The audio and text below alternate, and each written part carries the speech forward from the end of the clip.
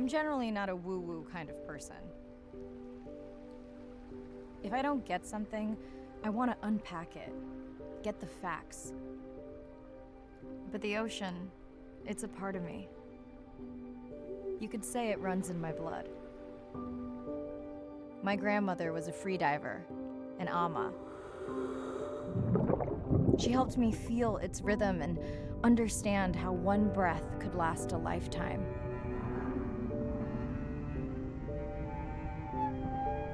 We dove so often, the memories all run together.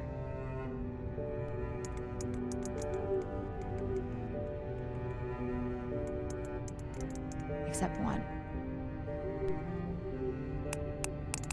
When I wished I could stay down forever.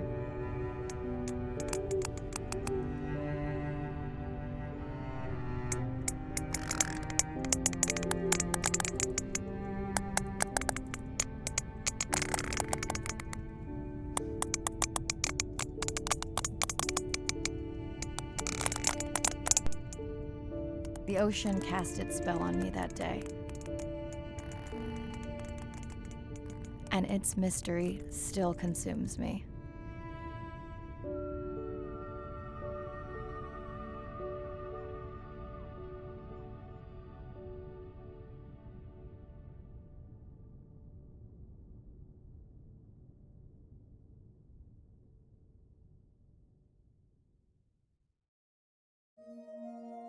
Day 1, submerged atoll, Western Pacific. It's great to be diving again. I'm anxious to find our sperm whale family and look in on our mother-to-be. I'm also excited to test out Andre's new tech. Ocean X is expecting a huge audience for our first live stream, given how bad things were in this region a few years ago. No pressure though, ready to dive.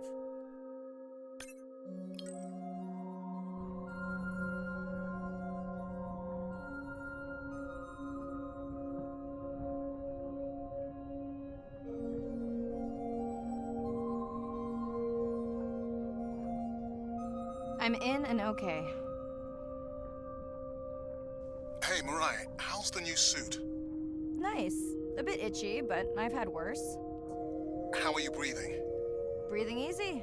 This rebreather is amazing. Feels like I'm freediving. A genuine compliment. Should have caught that on the live stream. Give me a few minutes. I want it to be amazing, and I'm still getting used to this AR visor.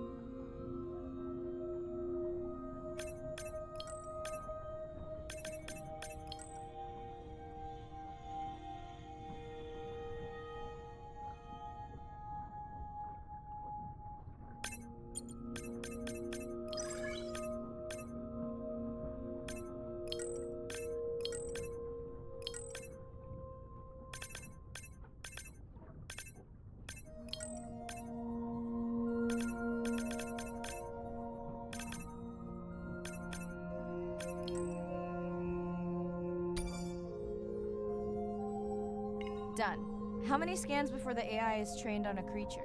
It will vary. There are many factors that affect the confidence level of a match. So you don't know. Got it. Now point me to the buoy so I can try the hydrophones. I want to make sure all the tech is working before we stream. Irina, how you feeling? Haven't thrown up today. Well, it's still early. You gonna be okay with the live stream? I may let you do most of the talking. Once you reach the buoy, you can triangulate the sound of any animal. Clever. Thank you.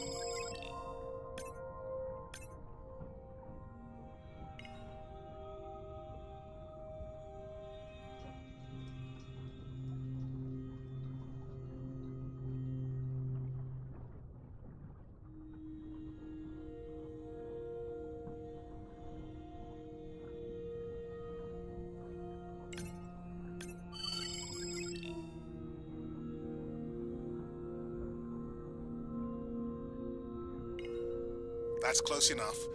You can use your dive watch to control the boy from there.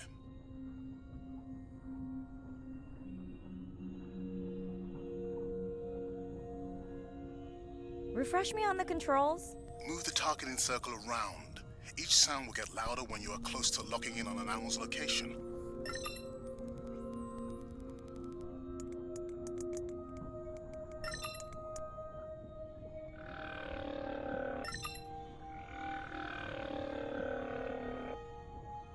Mariah, if you're okay, I'm going to start the live stream. Let's roll. Welcome to the Ocean X live stream. I'm Dr. Mariah Soto, and I'll be your eyes and ears on this expedition. I'm joined today by two colleagues. Hello, I'm Andre. Hello, everyone. I'm Irina.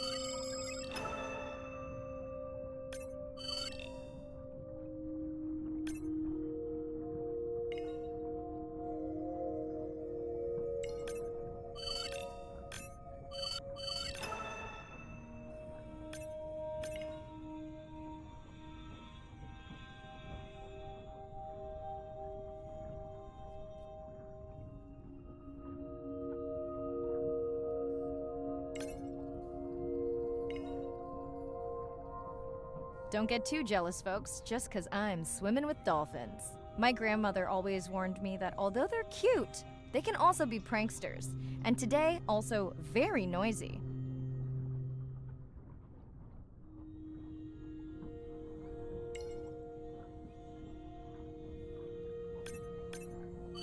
Can your AI parse through all those sounds? Not using this scanner. But I do have a new drone design that should be better at isolating the source of the sounds.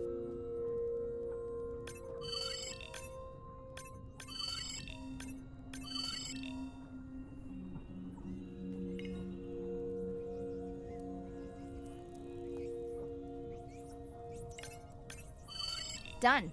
And maybe next time I can weigh in before on the number that we need to scan? As I mentioned, the confidence model is complex. You just want to find the whales. Guilty.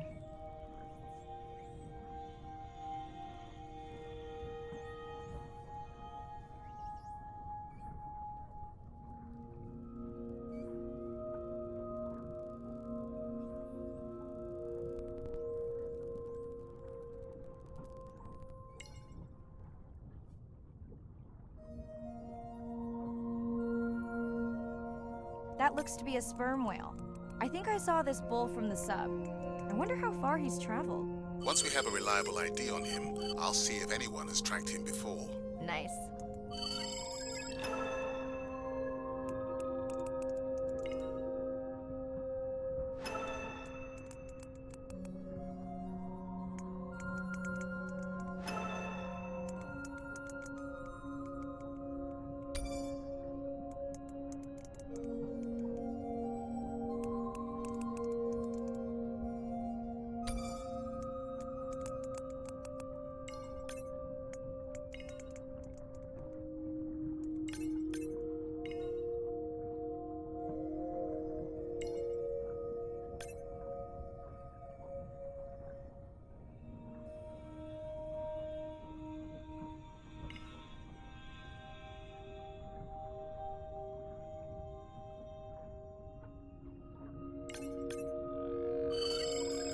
Looks like we've got our first singer. Fantastic.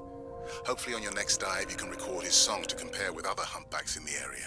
Fun fact, in addition to being an engineering whiz, Andre is quite the musician. Are you still writing music? Not for years. Dry spell? More like raising teenagers.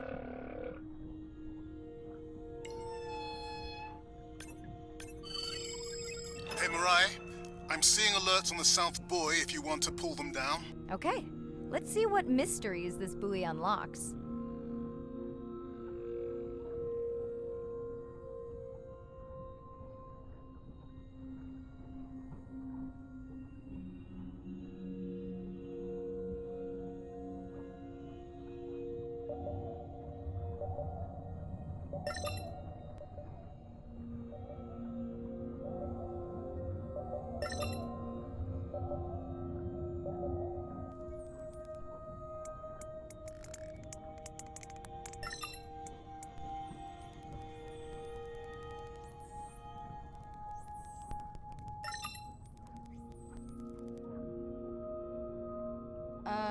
What does that sound? Did I break something? I've deployed acoustic modems to transmit from other sensors. For those of you who have no idea what he's talking about, he means we use sound to transmit data, so we can have Wi-Fi in the ocean. Impressive. What kind of bandwidth do we get? Like 1990s dial-up.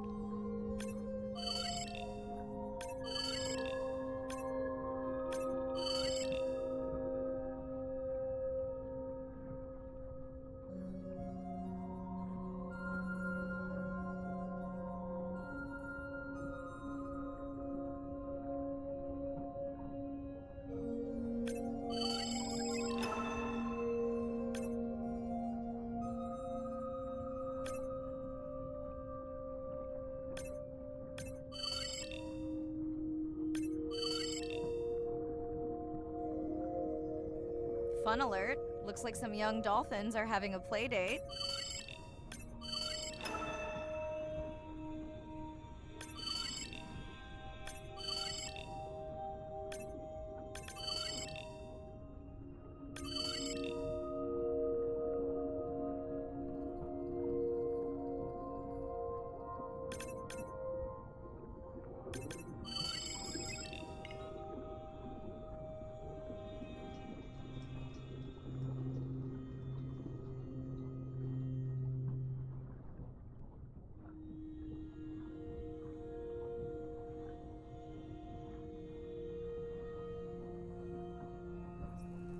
Hey guys, can I take a turn?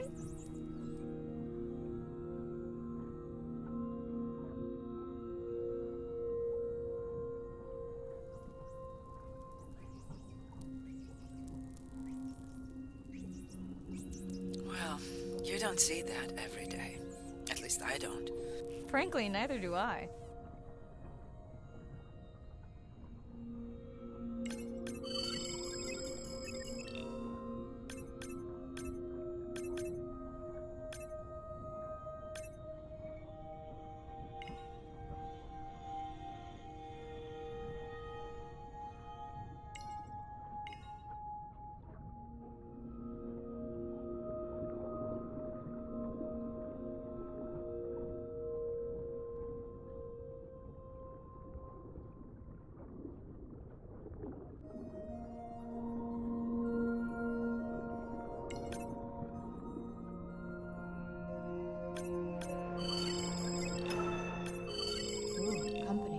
Unbelievable. That sounds too close to be outside the research zone. One of the waypoints went down. Do you think that's related? Yeah, probably.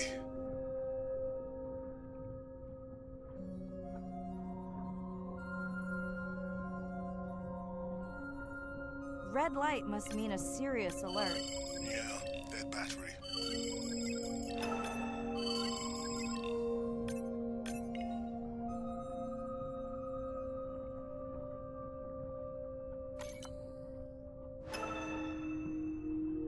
Whoa! Octopus!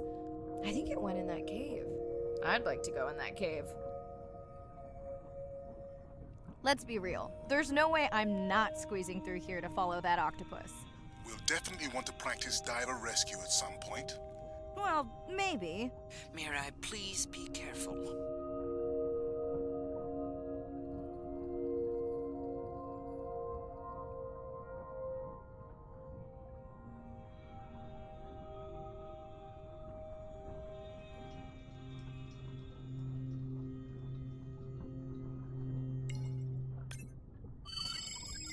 Hey there! Sorry to spoil your hiding place.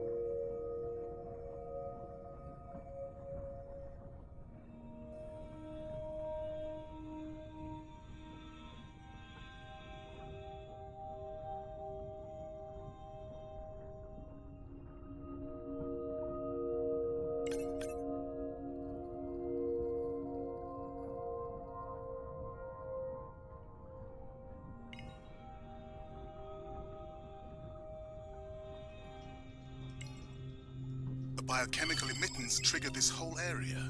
Because of me.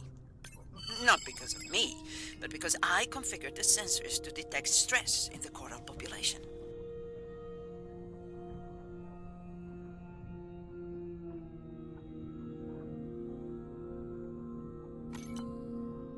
Okay, let's find out what's causing that stress.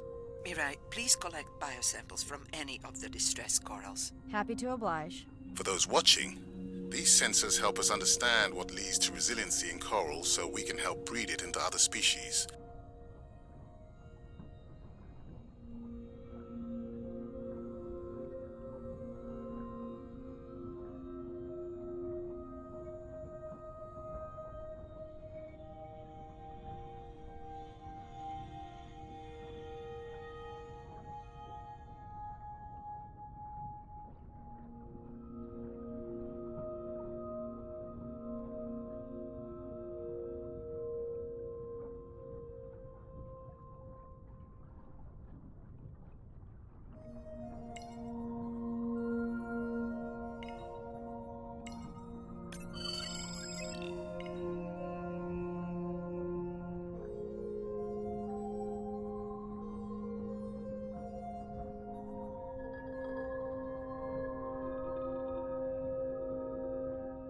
Done.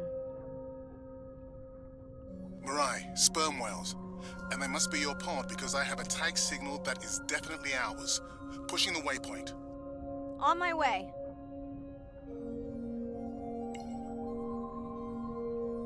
I'm hoping to reconnect with the sperm whale family, whom I have been tracking for years. I'm excited to check in on our mother-to-be.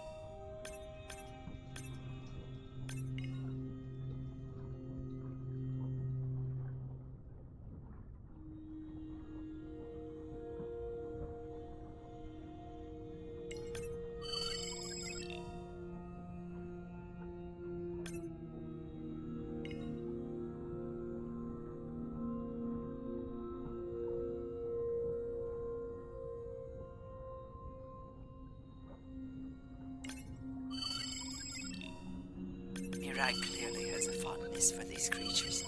She's fallen silent. Right. Let me finish scanning them all. I still don't see our pregnant mother.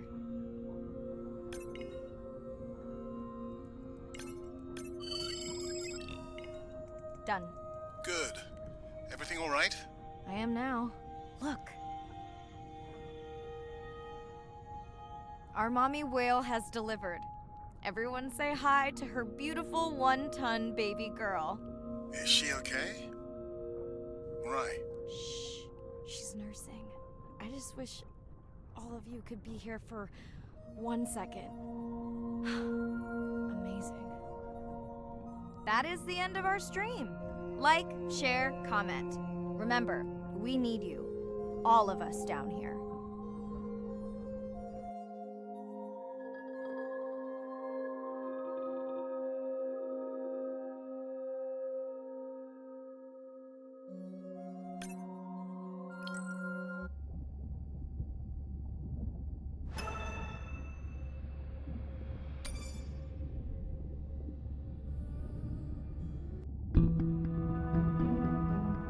My family used to go to the beach every summer. For me, that was my favorite thing to do all year long, hearing the seagulls, the sound of the ocean pounding on the beach. For me, that was just grounding and relaxing and fascinating all at the same time. The physicality of the ocean is one of the things that, as a kid, attracted me the most. That thrill of just having that ocean energy push me along. You could just ride all day. There was no lift tickets, there was no fees to get into the ocean. When I describe to people what it's like to dive on a coral reef, they're like, oh, I never thought about that. They've never had a shark swim right beside them. Look them in the eye and give them a little fright for a second before they realize that the shark just wonders what I'm doing, just like I wonder what the shark is doing. I started free diving. So when I think of diving, I really think of free diving. Like, this is what whales do, right? Take a big breath of air and they hold that oxygen inside their body. This ability to free dive down to where the scuba divers were, swim around and come back up, was just so free, nothing on, no equipment. I just love that. It made me feel like a fish. When I did my first submersible dive, I realized it wasn't just that I was meant to be out on ships. I was supposed to be in the bottom. I don't think anyone has ever measured endorphins in submarines, but I can tell you they're probably through the roof. The first time I was in a submarine, I saw that life down there and 50 new questions popped into my brain that wouldn't have come up because it was this immersive experience and I just felt it. When you're in a submarine and you're looking at these magical environments, you're overwhelmed by this sense of wonder. You're humbled by this feeling of there's so much I don't know about the world, and you're stimulated to figure out how this all works together. I'm a marine biologist. I'm someone who studies the ocean from as many angles as I can. When my kids ask me what I do for a living, I tell them that I'm an explorer. I'm an aquanaut. I dive down to the bottom of the ocean and I see things that people have never seen before. How lucky am I to be able to share this amazing habitat with the rest of the world?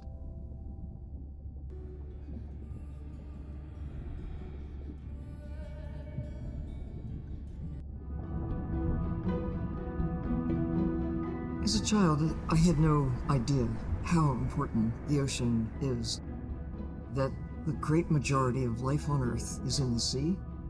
That the greatest diversity of life is in the sea. My name is Sylvia Earle. I'm a scientist, an oceanographer, an ocean explorer. I've spent years at sea aboard ships and thousands of hours under the sea. I've seen things others have not. If others could see what I've witnessed, they would know how much the ocean has changed, and they would know why caring for the ocean matters to everyone, everywhere. The ocean is Earth's life support system, generating most of the oxygen in the atmosphere, capturing much of the carbon dioxide produced by human actions. The ocean is the planet's living blue heart. Every creature has a story. Every one, whether you're looking at a little crab, or a starfish, or a shark.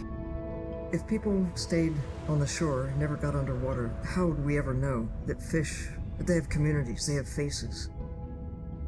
Their importance as fellow citizens, as cultures, as amazing creatures that we can learn from. There's a lot of water we now know elsewhere in the solar system and elsewhere in space. But to have a liquid ocean with frozen polar areas, it's taken 4.5 billion years to shape the world in a way that is favorable to humankind. It's taken us about 4.5 decades to significantly unravel systems. No ocean, no life. No ocean, no us.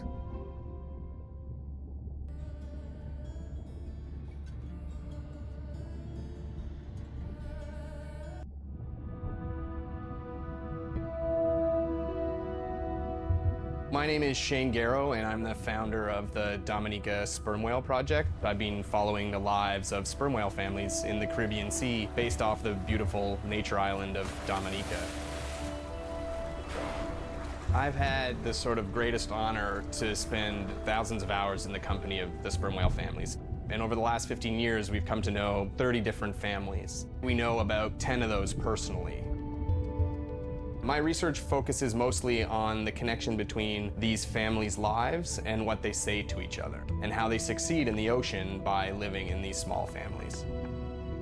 They live these rich and complex lives in part of the ocean that we find difficult to even explore. Sperm whale society is matrilineal, meaning it's grandmothers and daughters that will live together for life.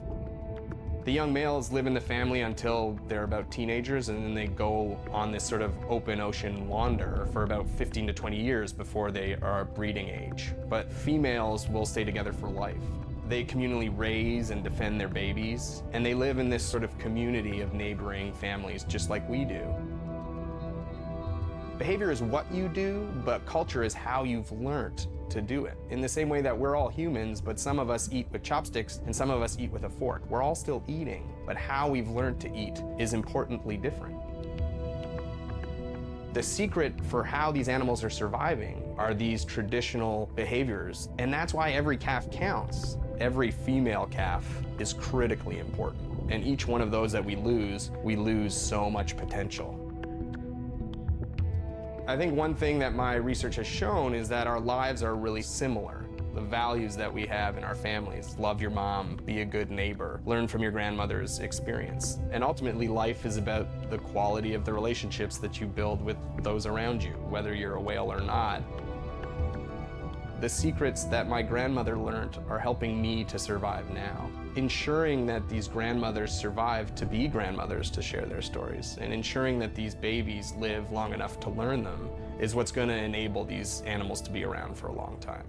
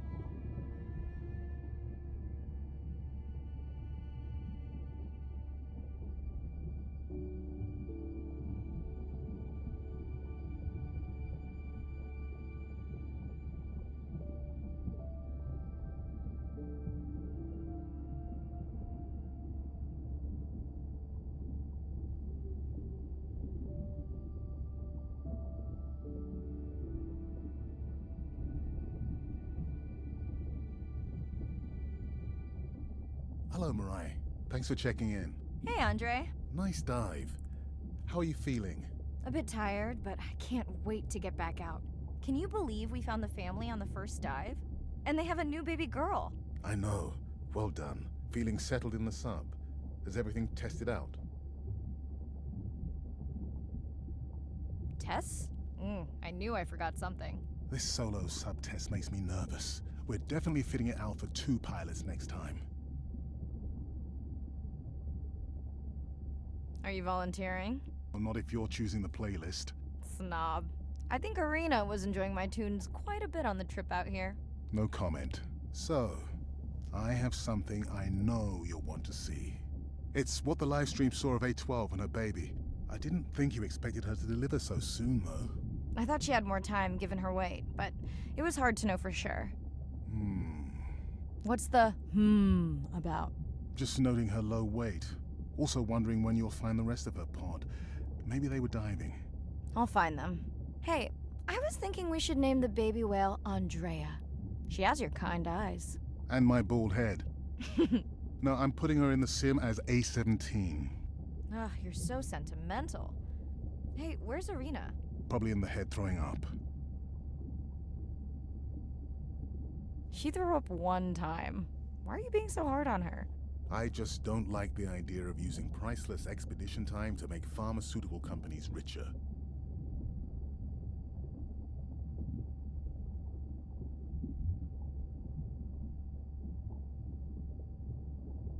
I thought she was self-funding her own research. Yeah, self-funding so she can found another startup. Besides, you know that all of her findings here will be open to the public. Is she gonna jump on the chat? She's reading a brief about that deep-sea mining impact study. Okay, I definitely don't have time to get into that with you. I gotta call my sister. No problem. Send Ren my best. I will.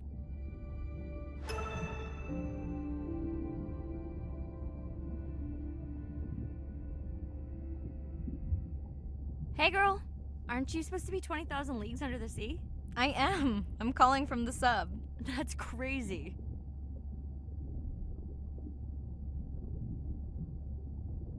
It's late there. Are you going or coming? Just got home from a concert.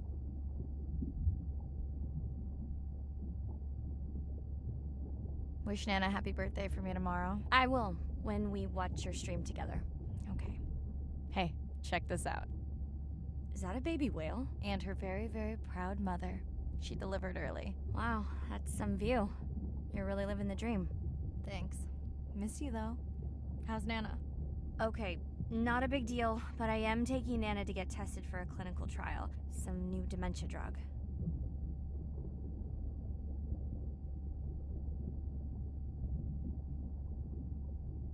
Well, thank you for stepping up to help Nana. I would have to take her to regular appointments there. Can you handle that right now? I think so. Depends how often. You sound down. Is it just Nana? I don't know. It's been hard since Dad died. I know. You want to stay on for a while? We can watch the baby whale together. No, I should go. Say hi to the whales for me.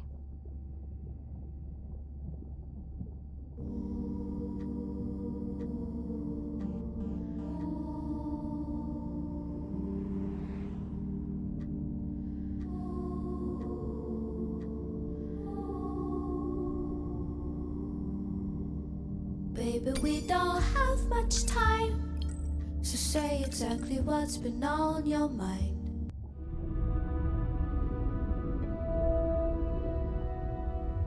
It's a big ocean. You gotta be able to see what's worth spending your time on. When I'm down there in a submarine and I'm seeing all these animals, it's always about which one of these is new, which one of these has not been seen before to science. Why did these animals come here as opposed to there, and where are they going? There are really tangible things that we can do now to start answering some of these questions, but as the technology develops, we can become more and more and more and more sophisticated. Technology is emerging on all fronts. We're using all this side-scan sonar and hydrophones to map things out. We can use these sound underwater surveillance systems to actually track whales and see them move all around the ocean. There's a new field called environmental DNA, where you just look at the sloughed off cells that are in the water to know who was there. Oh, the whale shark was just here. Can we follow it? And you sniff the trail of the whale shark's DNA. How am I going to understand a shark if I'm thinking like an old world primate? We're totally different. It took me several years to look at the eyes, to look at the hardware, to measure the light, and to build the camera so we could get all these hints into how that shark might be seeing the world. Because it's like a detective story.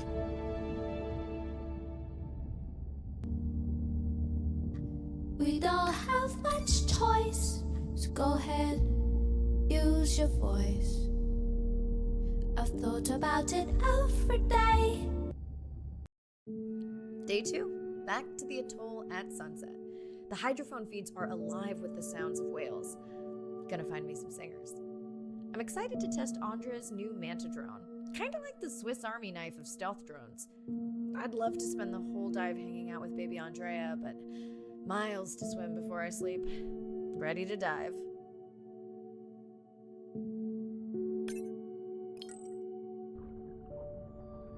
I'm in and okay. Looking good, Mirai. The Manta drone is ready for its first zoom scan. Now I get to see why you talk about it so much. Only the best science for you.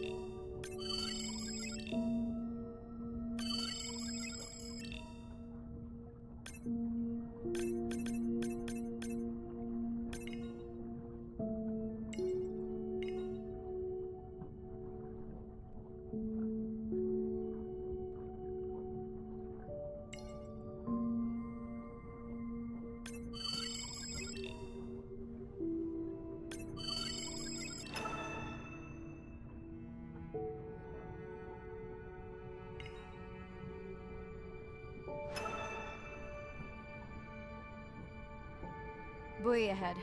Bet we'll find some whale vocalizations. Well, I'm not taking that bet. You always find whales. You'd find them in your bathtub. What kind of bathroom do you think I have?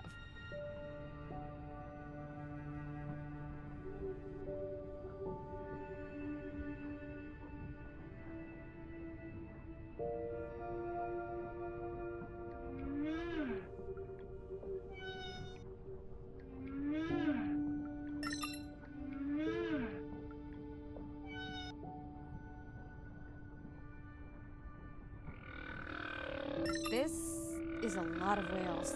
It's staggering the number migrating through this area. Hey, don't jinx it.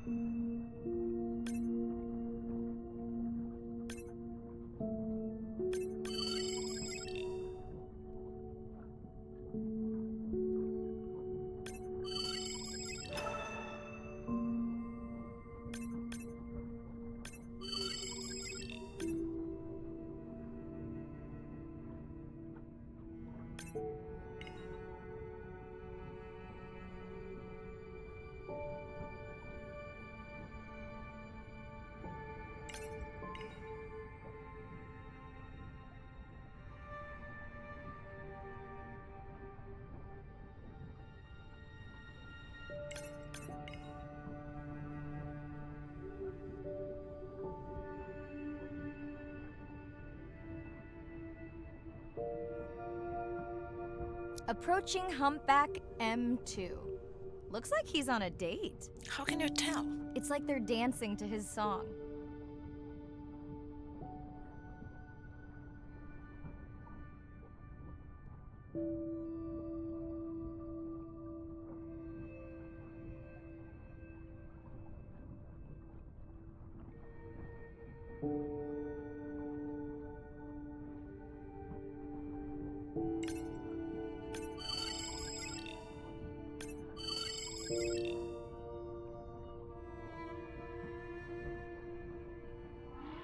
The Manta drone will match speed with the creature so you can concentrate on steering it around to find the places you need to focus.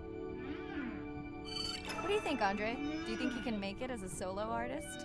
Not without more original material. What? Males from the same region sing nearly identical songs with just enough variation to stand out. Yeah, just like most pop singers. Such a snob.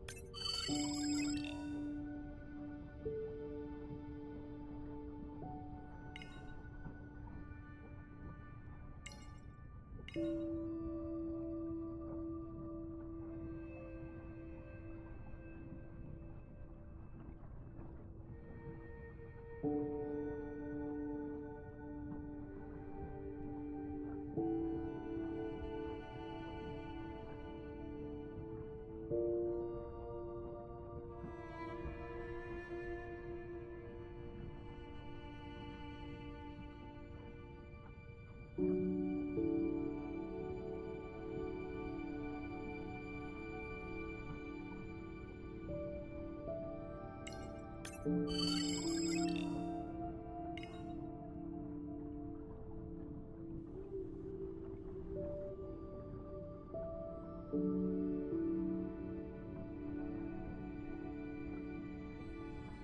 we are.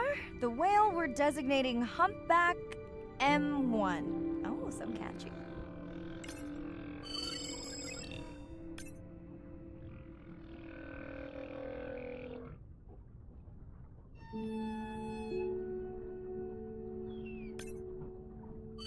How will you know it's M1 when you see it again? Each humpback's fluke is unique.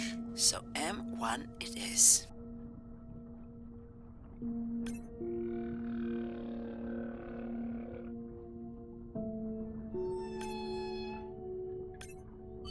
Andre's software is helping me understand the structure of their songs so we can try singing back.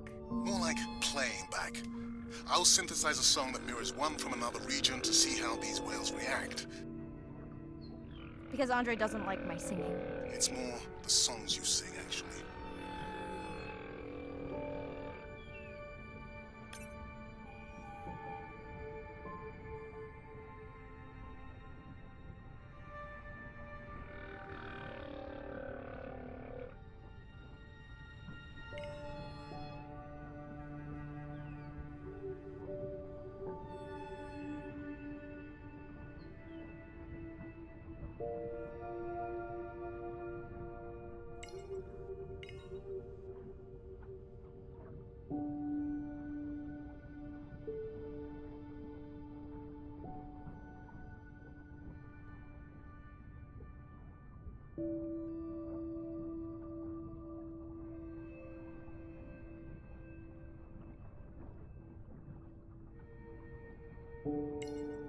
It's our sperm whale family again.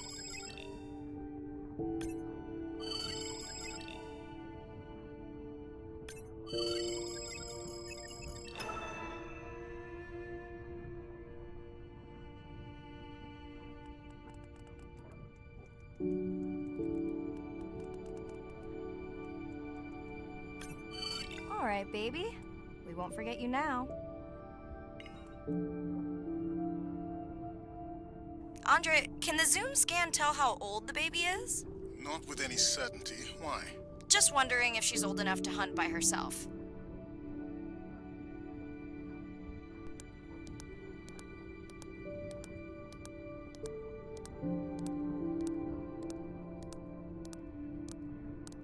I wondered. She still seems pretty young to go that deep.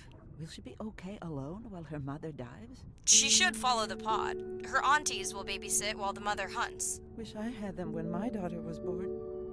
Takes a pod.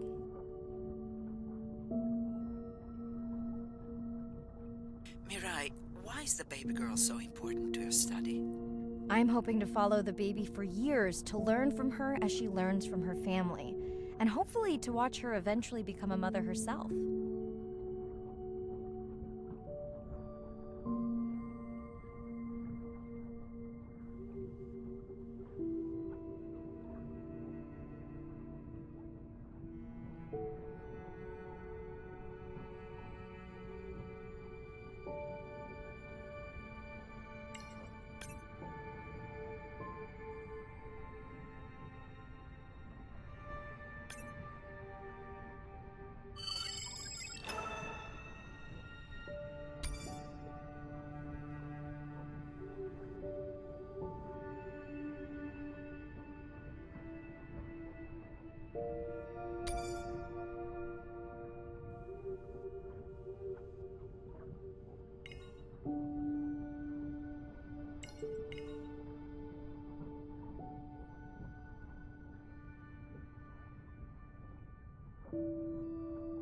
Let's hope the Whalapalooza continues. Wonder if they charge admission. Don't worry, whatever it is, you can take it from my budget. Someone's feeling better today.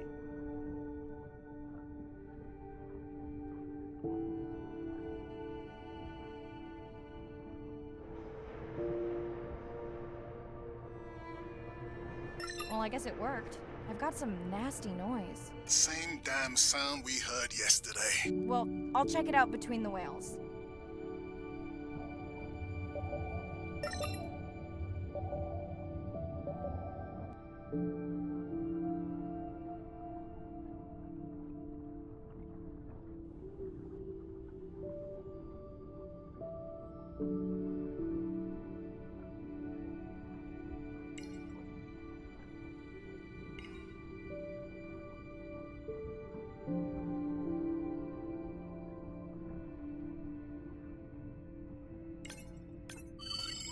Looks like another area sensor. Okay, Mirai. Can you use the micro tags to mark the starfish for collection? Are you testing your collector drone? It's not a test. Irina needs us to collect a few for study. They are incredibly resilient. They can regenerate themselves from just a subset of their body. They're also invasive. Must have hitched a ride in the ballast of a ship. Irina, how many of these do you need? I'm missing the whales. Just a few.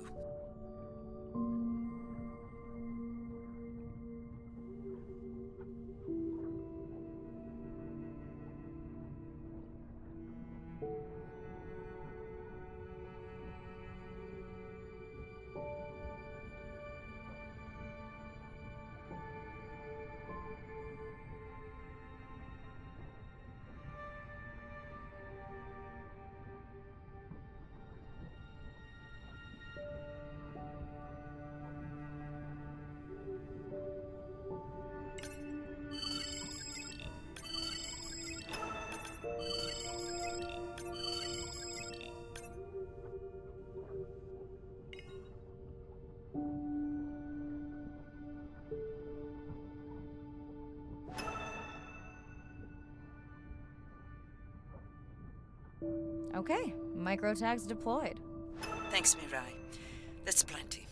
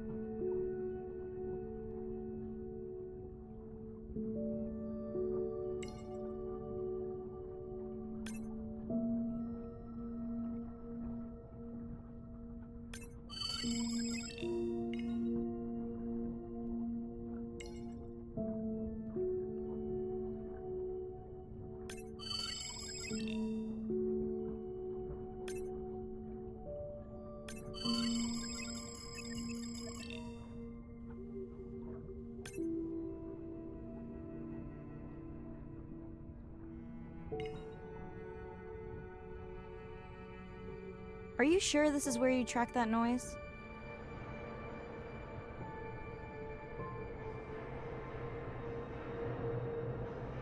I don't know, Andre. That sound is loud, but it seems pretty deep.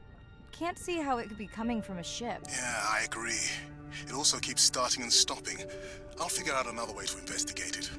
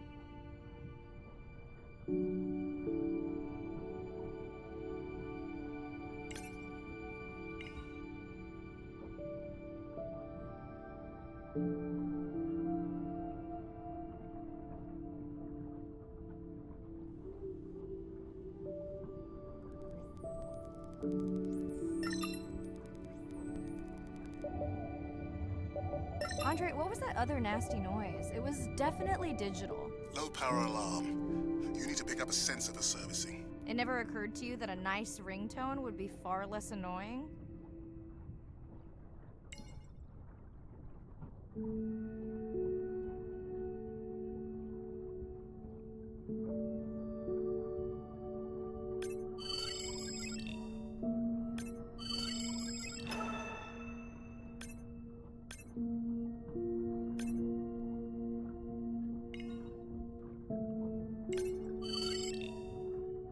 Mirai, please, get closer. You weren't this excited about the dolphins before. They're rubbing against the coral. Kind of a wellness visit.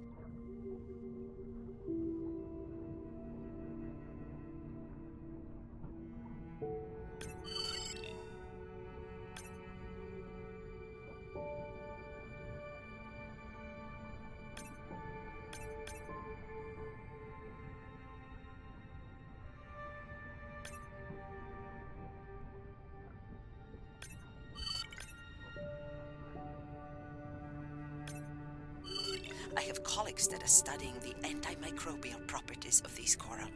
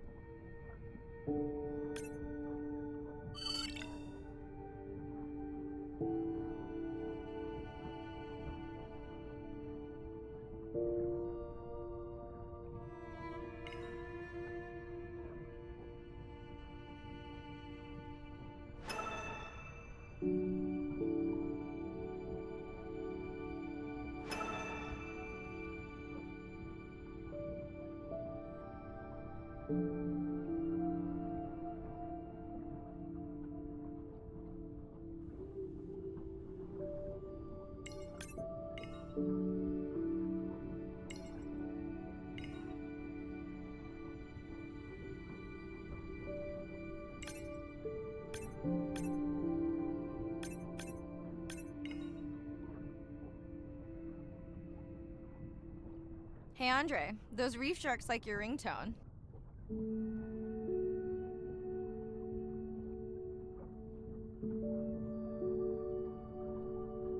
Will I be able to get the data off that sensor while I'm picking it up? No.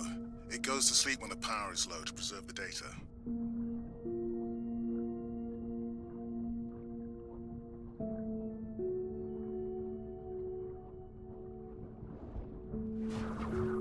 Whoa! Did you see that? Shame that wasn't on the live stream. Have you seen one do that before? Never! I'm picking up a tag from the sperm whale pod, pushing the waypoint now. On my way.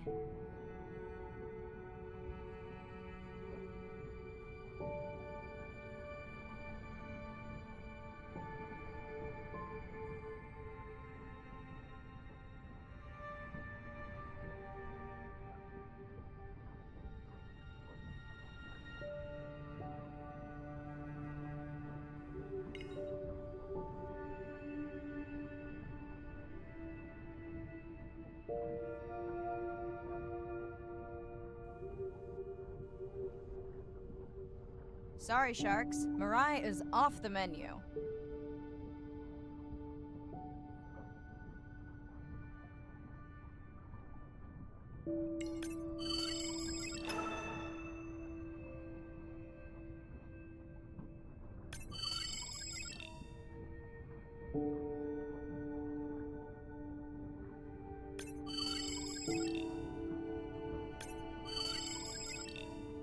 The baby's back with the rest of the pod. What's it doing? Nuzzling, probably calling for its mama. Are you calling for your mother?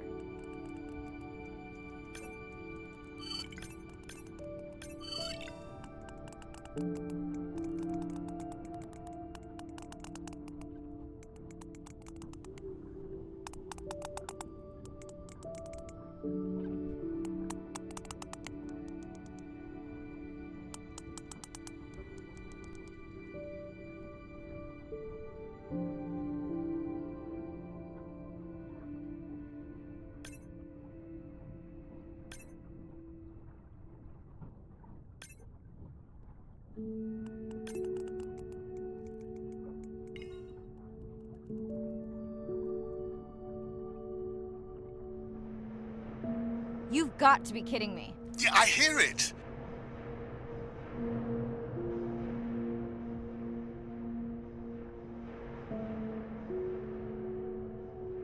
There they go. That was our shot.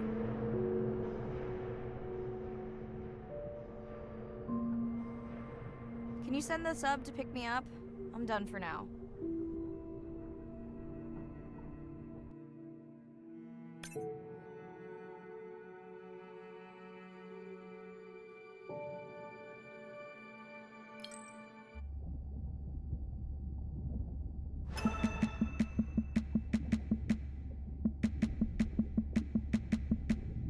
Sitting at the corner, me and Susie know we ain't got no worries. We are looking like the owners, sipping on Coronas, looking at the phone.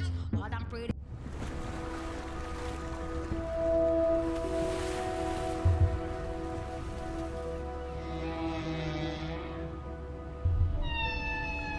What we know as humans about whales comes from just a few scientists so far, like Roger and Katie Payne.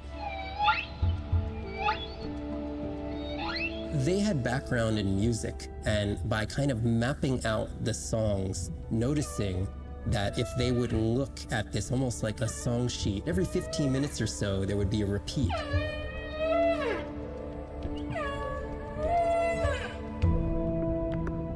Only male humpbacks sing, but the function of their song is still mysterious.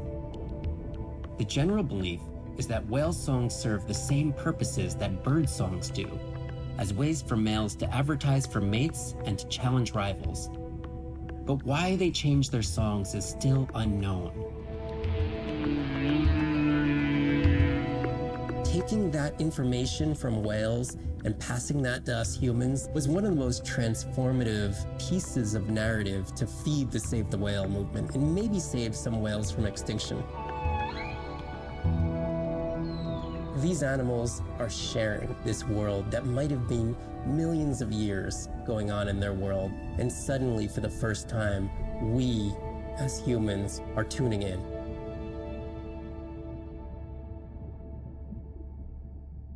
Hey boys, come and tell us how they want. Mambo ni kungoja, aki utangoja. Sinaga matime, taku waiting na be order. Planning how we want, take over the walks. Riding on the drums and the clap and the bass goes. Shake it down like. Wait till you simmer. Shake it down like. Wait till you simmer. If you really know it and you really wanna show it, be the way to go. Go and grab somebody, move your body, show somebody, be the way to go. On this I know, all this I know, all this I know. On this I know, all this I know, all this I know. I'm at the corner, me and Susie know. We ain't got no money, but we do it how we wanna. Minting our nails, checking our mails. All them pretty boys wanna have us, but they feel. Kim tango, yeah, Leon tango, yeah. Sai to go out, Sakunaga Zavio, yeah. Running how we want, take over the waltz. Riding on the drum and the clap while the bass goes boom. Shake it down like. Wait till you simmer.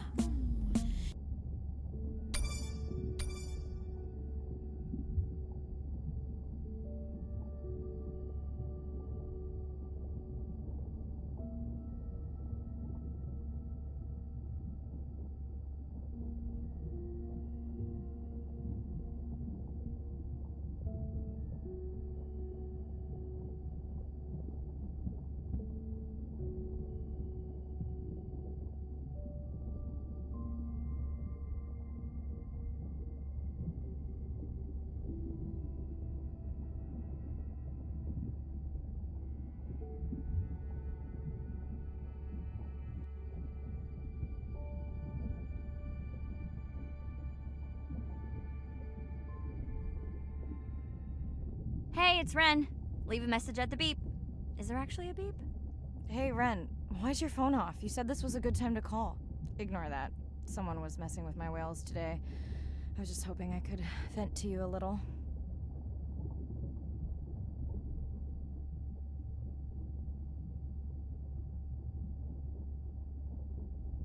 Let me know if there's any update about Nana. Ooh, and we had a whale-a-palooza today. Anyway, give me a call when you can. The whales say hi back.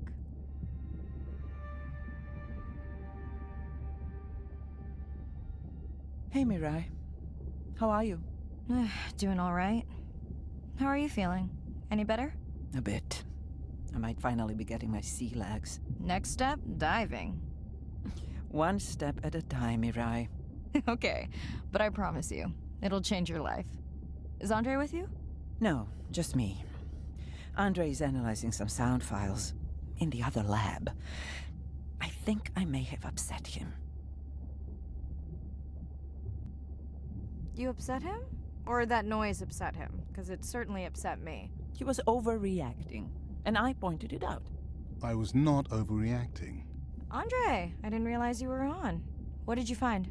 This is video and audio from your last dive. And this is an analysis of the sound that spooked the family.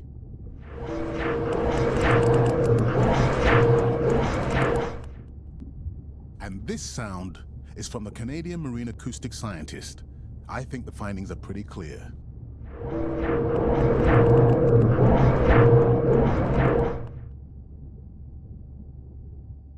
Andre the detective. More like a prosecutor. Andre, who is messing with my whales? Deep sea miners. Here? In the research zone? It's off limits to commercial activity. And when has that ever mattered before? We don't know that they are in the research zone. They may be just outside it. We knew they were doing an impact study nearby. What are they after? That might give us a clue. They're looking for rare minerals to make solar panels. Could the sound cause trauma to the whales? The acoustic specialist said it might push them to quieter hunting grounds, but was unlikely to cause acoustic trauma. So what's the move? We should use our mapping drone to investigate their activity. And this is where our debate turns into an argument. We need that drone to map the deep sea vents before Mirai dives there. The biochemistry of these vents is the perfect cocktail for creating new life forms. If there is illegal activity there, we have to stop it. Otherwise, there will be no life forms. Why spend our short time here policing rather than researching? Let's be scientists. Mirai, your dive, your call.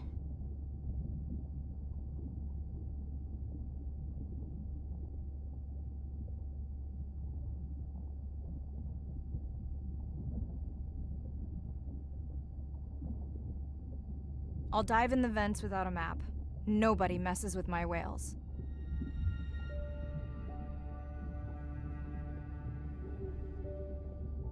Hey, Mirai. Sorry I missed you. Misplaced my phone. Whale-a-palooza? Is that a real thing? Tell whomever annoyed you I'm coming for them. Hey, nobody messes with our whales. Does your submarine have sonar? Maybe you can find the bad guys with that. No word on Nana's thing yet. Miss you.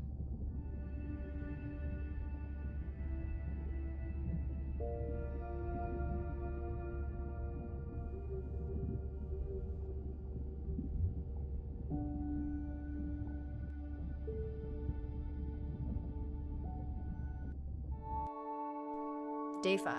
Open ocean, east of the atoll. I'm ready to play back a coda sound to Andrea to see her response. I'm definitely worried that the family has gotten smaller. Not sure if they were just spooked by that sound or if something else is going on. Staying hopeful. Ready to dive. I'm in and okay.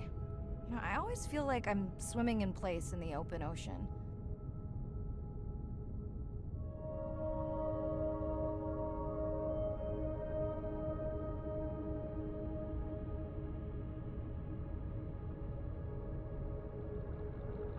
Think the Explorer drones will flag me as biodiverse? You're not what they're looking for. And that's what everyone says.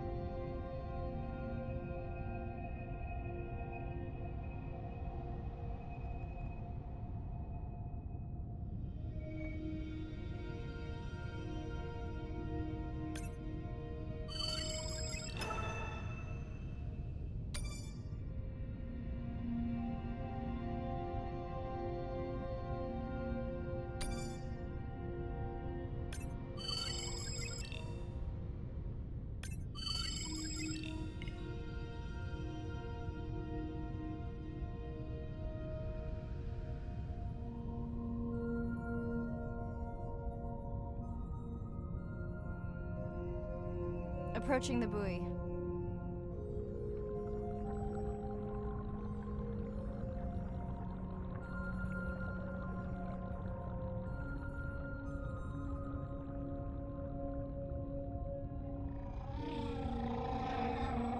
That song sounds familiar.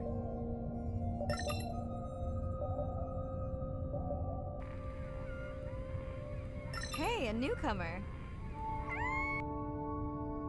Now to get there before the noise from Andre's minor friends scares them all away. You want to raise my blood pressure?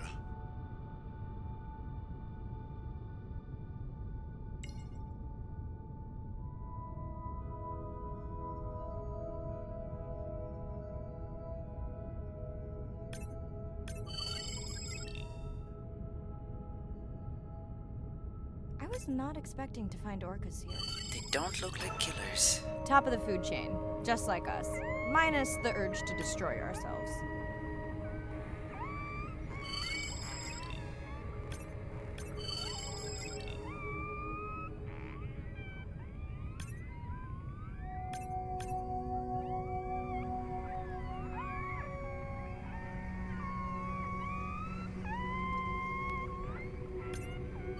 Has anyone been tracking them? I'm still waiting to see if there's a match.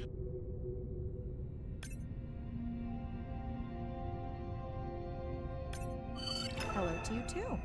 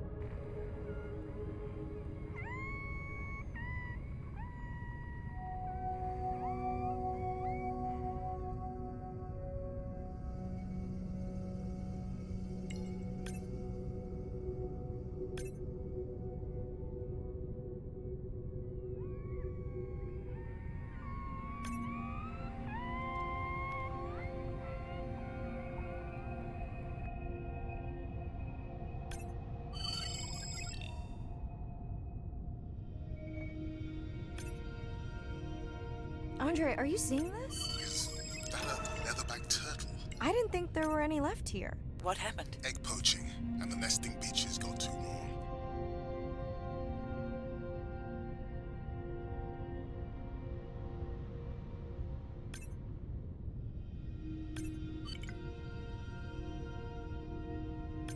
Biosample acquired. Do you think your turtles are making a comeback? Well, I wish I could be optimistic. It's just as likely our turtle is taking the long route home to somewhere else.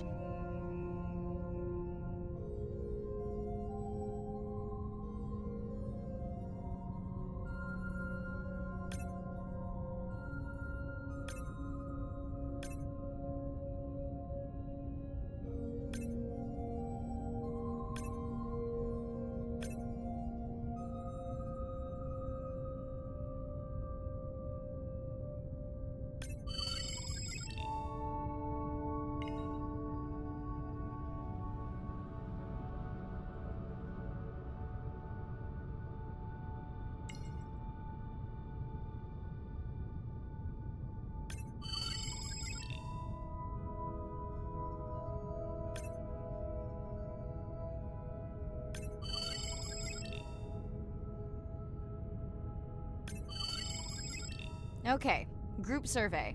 New or a repeat?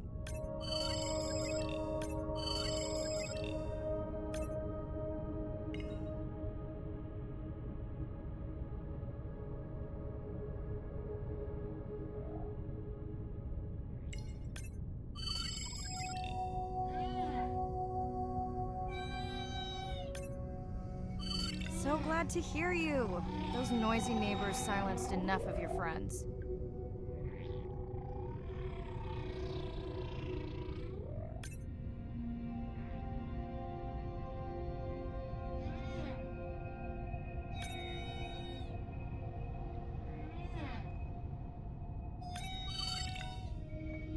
New whale! We'll designate this one M4, because why mess with a good thing? The sounds don't sound like the prior songs. These are more social sounds.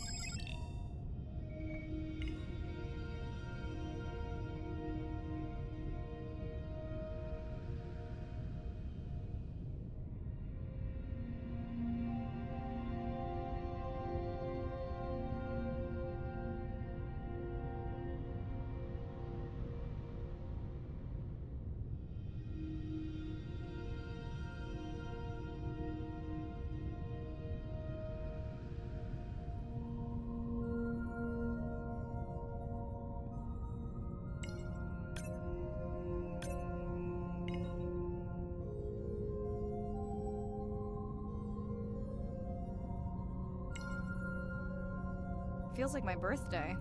And that buoy is my present. Hope it's better than my last birthday. Dare I ask? My sister got me jeans that were mine for about a week before they wandered off, never to be seen again. A mystery, I tell you.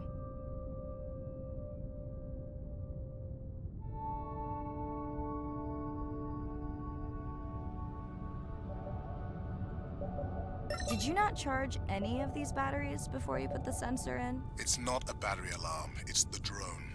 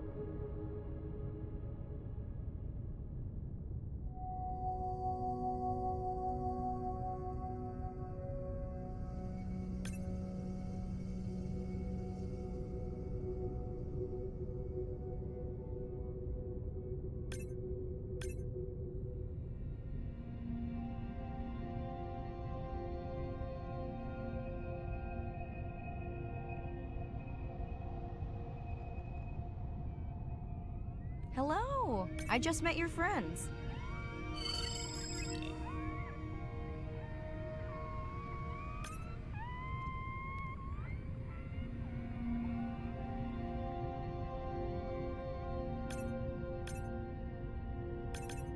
Pretty low weight. Irina, do you think this one could be sick? I'm honored you believe I could tell from this distance that my knowledge of disease extends to all species. Fair enough.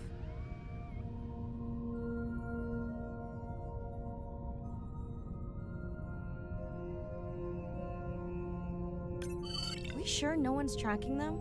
Nothing has turned up.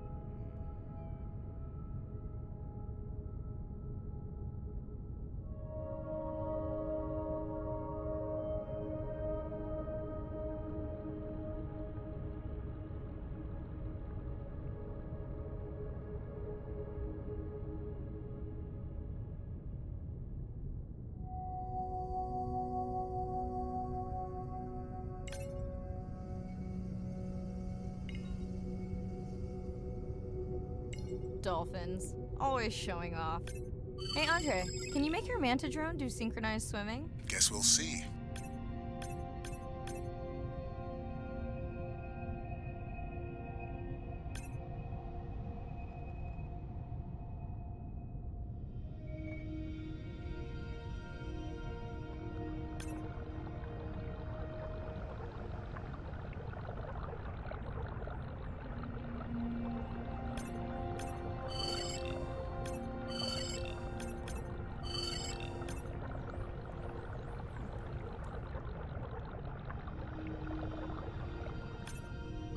Let's log you in.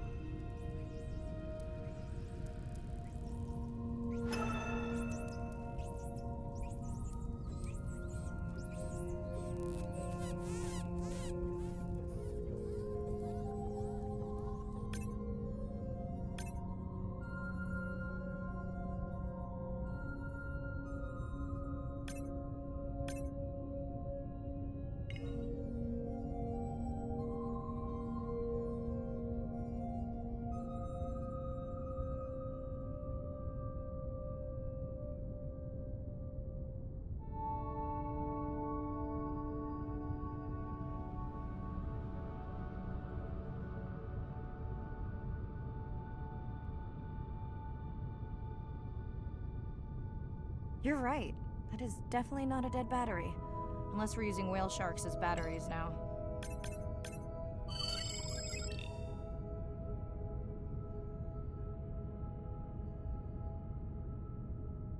There's already a tag on it. Then scan the tag. Sure, like that was obvious.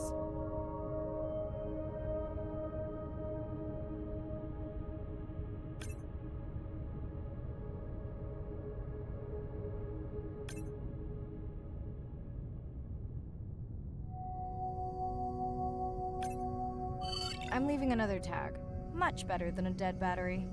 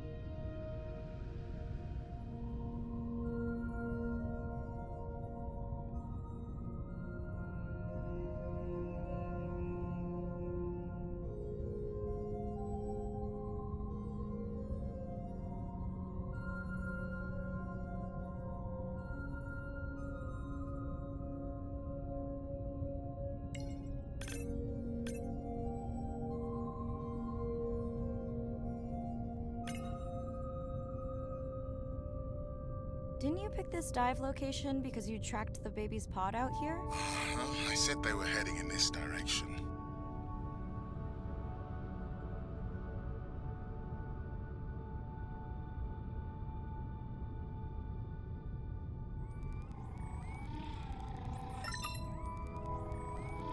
Andre, the buoy is glitching. I don't know what range you've set, but I think I'm hearing all the animals in the Pacific. Yeah. Too many sound signals for the software to keep up. I don't know what kind of party I'm crashing, but pretty sure I'm gonna love it.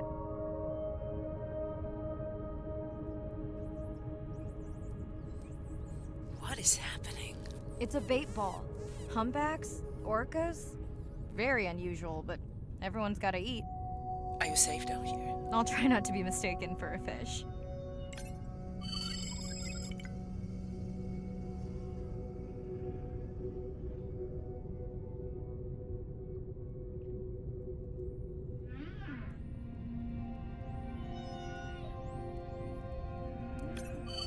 Of course dolphins show up. Never like being left out of the action. They want leftovers. Good luck to them. They're up against bigger stomachs.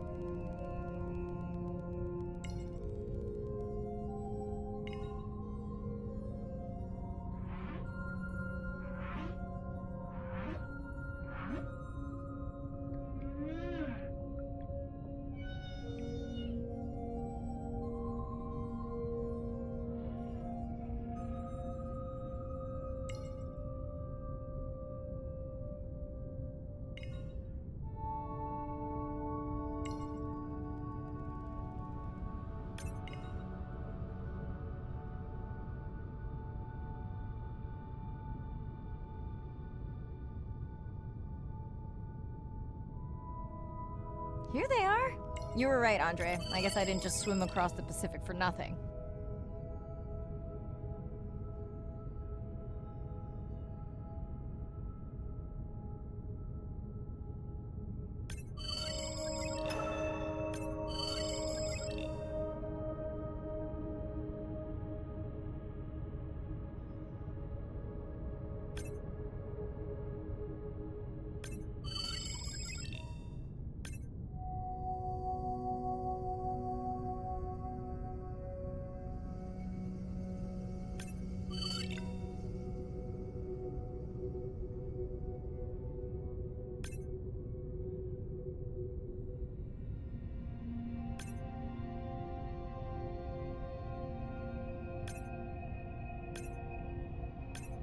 Are there fewer than before in this pod?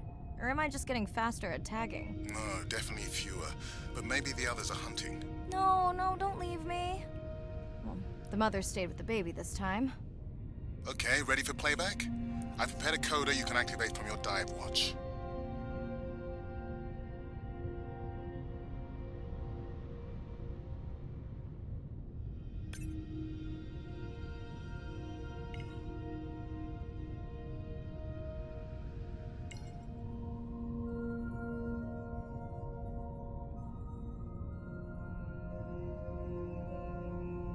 Okay, first attempt to speak whale. Hopefully I won't offend her.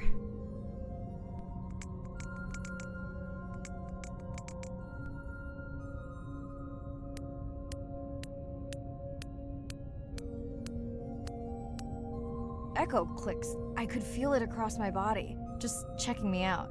First contact. She zoom scanned you. You have no idea what that felt like. She was looking right at me. Whew, you have no idea.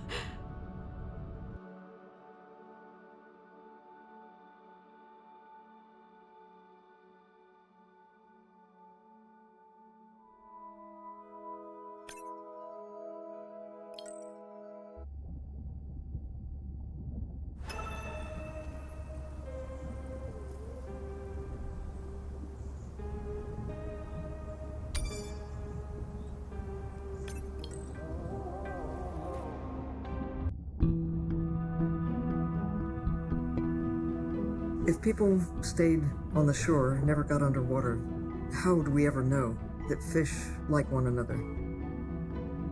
When you see fish interact with other creatures, like the octopus and the grouper, who go fishing together, they communicate in ways that we don't know what they're saying, but they know what they're saying. They've been on the earth for hundreds of millions of years. They've had a long time to figure out these close relationships.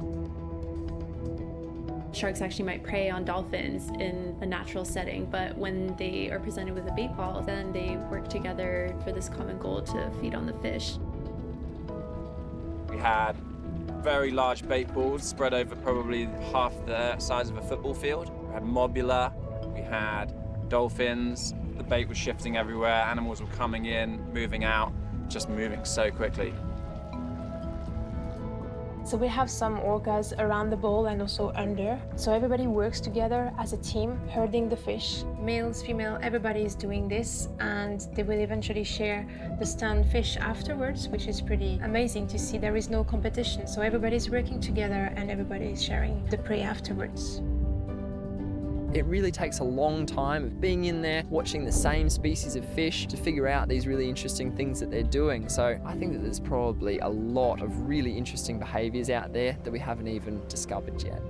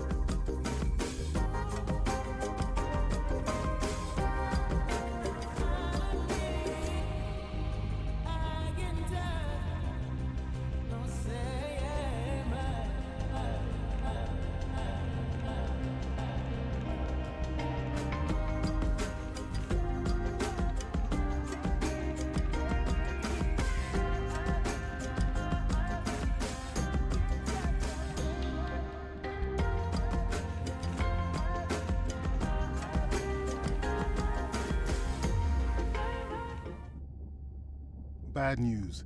The drone we had tracking that intrusive noise, it's gone. Lost contact hours ago. I'll keep monitoring the hydrophones for that noise, but as of now, unless the drone resurfaces, that's all we've got.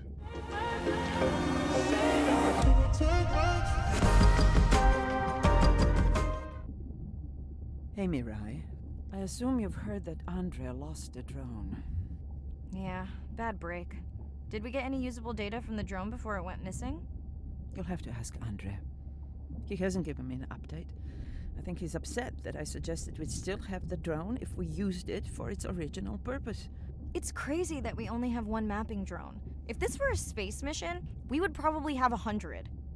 You sound a little frustrated. Is that with Andre or the drone situation? Both. Yeah, his passion can sometimes be overwhelming. I just wish he wasn't so cold with me, just because I turned my prior research into a successful biotech business. Not every company is evil.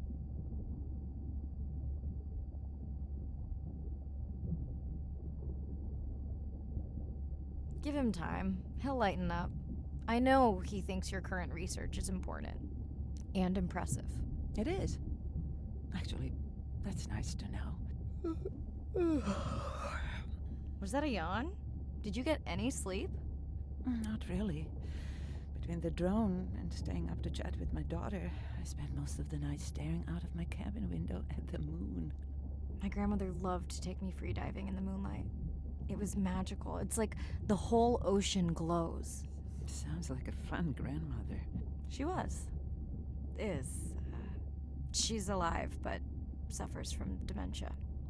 Sorry to hear that. Thanks. Nana moved in with us after our mom died. I was 12. Ren was 4. Are you and your sister close? Definitely. Yeah, most of the time. It's complex right now. Where is your daughter? She's at university in the UK. What is she studying? Pre-med. But she also has a passion for music. She has been playing in the same indie band for years. What's her music like? Hard to describe. I'm sure Sophie would love for you to check it out. I'll send you her latest single. Ooh. Isn't your sister also at university? My sister, took a break for a few years. But she's back now. There's a story there. Not my business. It's just hard sometimes for me not to want to take the wheel when I see her swerving. Does she want your help?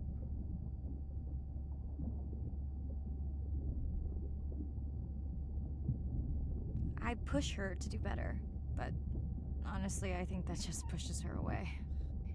You sound like me talking about my daughter. Yeah, complex. People are messy. That's why I study whales.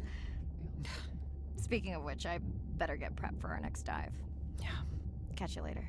Yes, of course.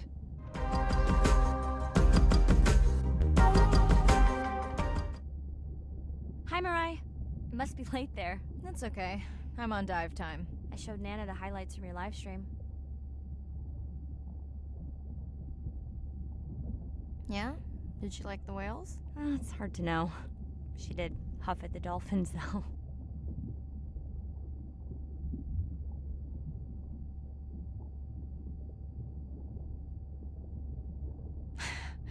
She used to read you that story every night. Yeah, you've told me that, but I don't really remember.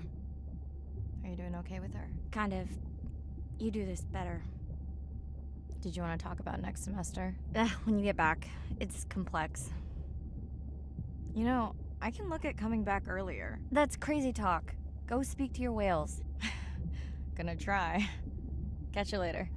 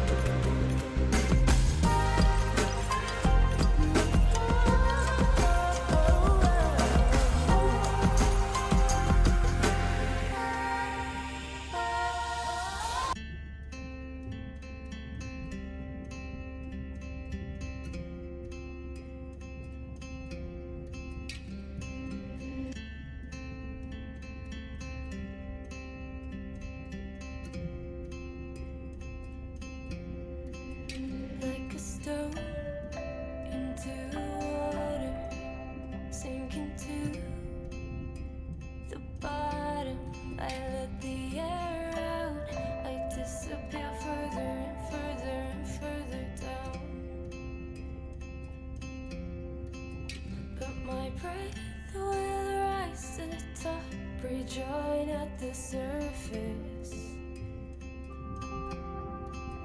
Now I'm safe, and what happens above doesn't concern us. There must be something in the water.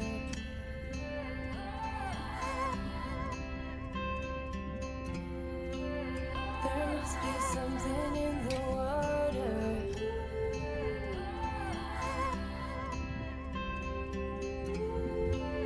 There must be something in the water. Drifting, I'm not.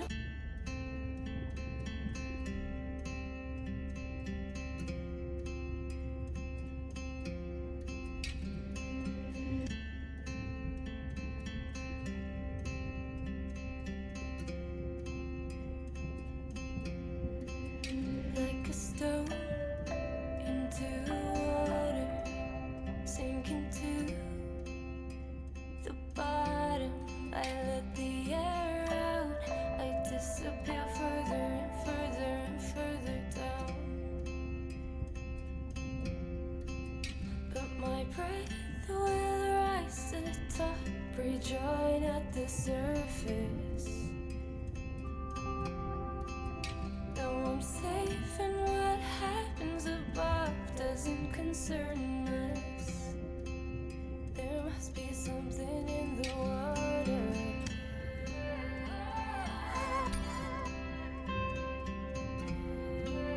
There must be something in the water.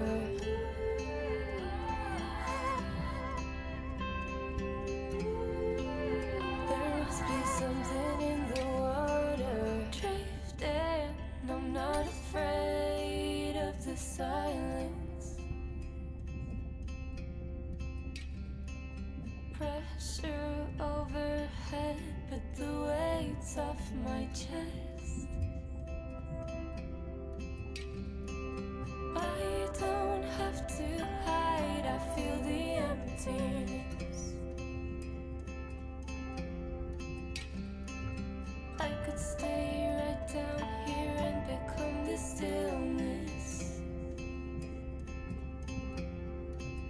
But if I could go back now, I wouldn't be this strong.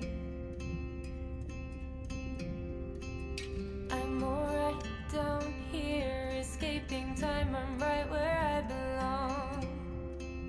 There must be something in the water.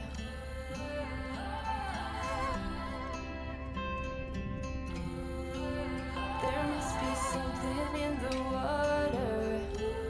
I disappear further and further and further down. There must be something in the water.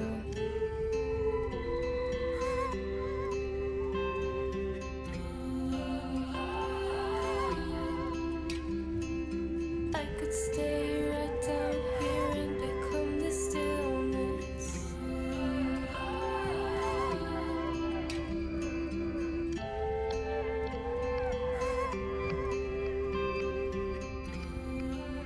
There must be something in the water.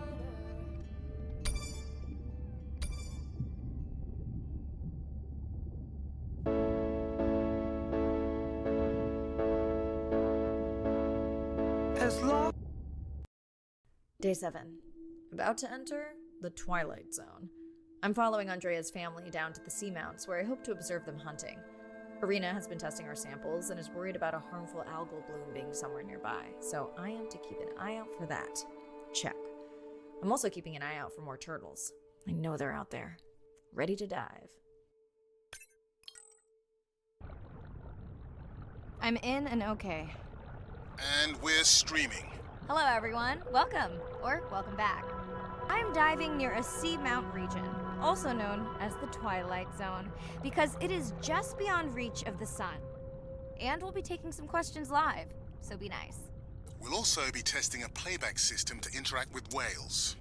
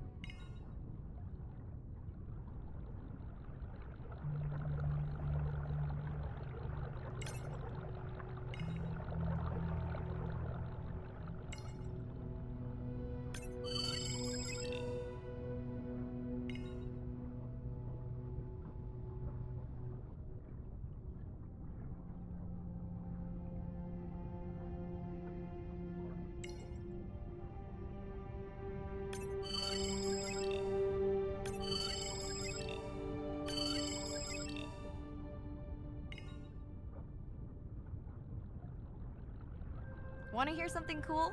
So do I.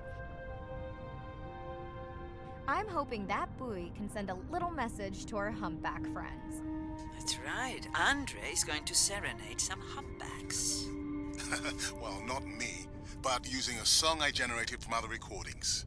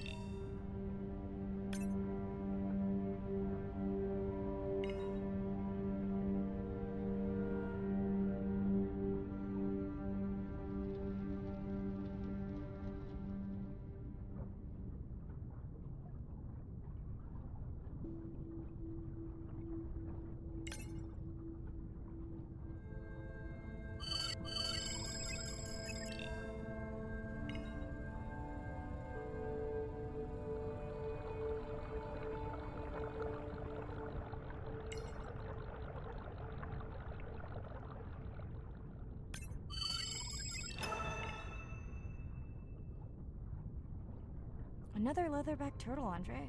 And feasting on some moon jellies. That is odd. Is that the same one we saw before? It looks bigger, but let me zoom scan it to be sure.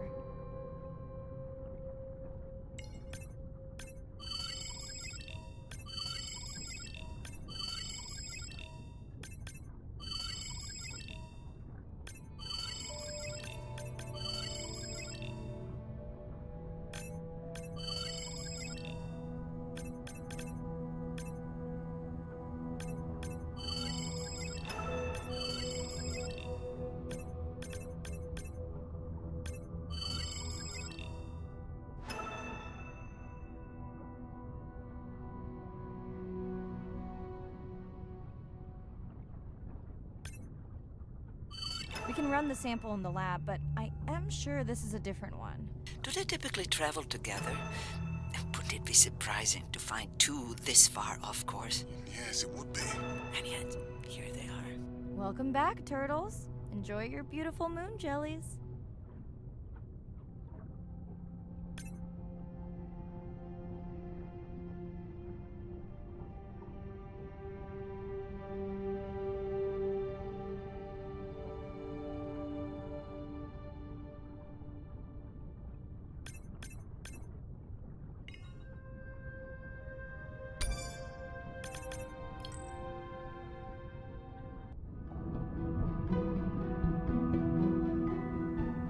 Jellyfish have mechanisms of self-repair.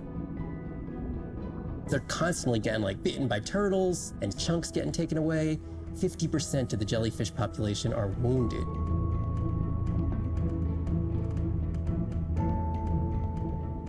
So they've gone through 500 million years living, persisting in the ocean in simplicity, and they've come up with some remarkable ways of living.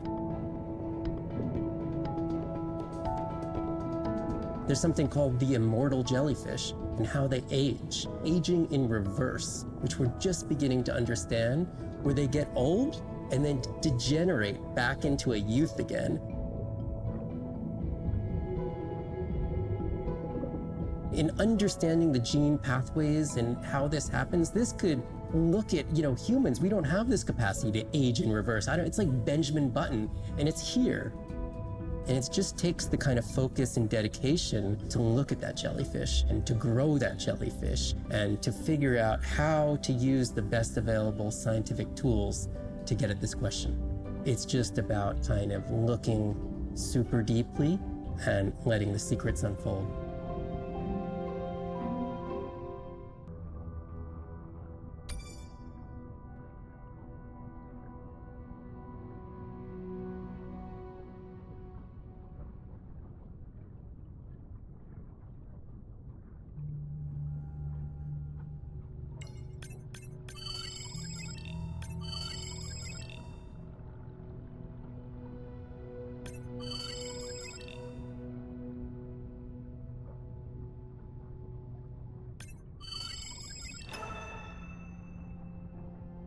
Okay, time to see if any humpbacks respond to our song. Jordan wants to know how you will know.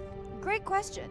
If we have recorded him before, we'll see if the influence of our song affected his. Scientists believe whales from one region can influence the song of whales from another when they mix.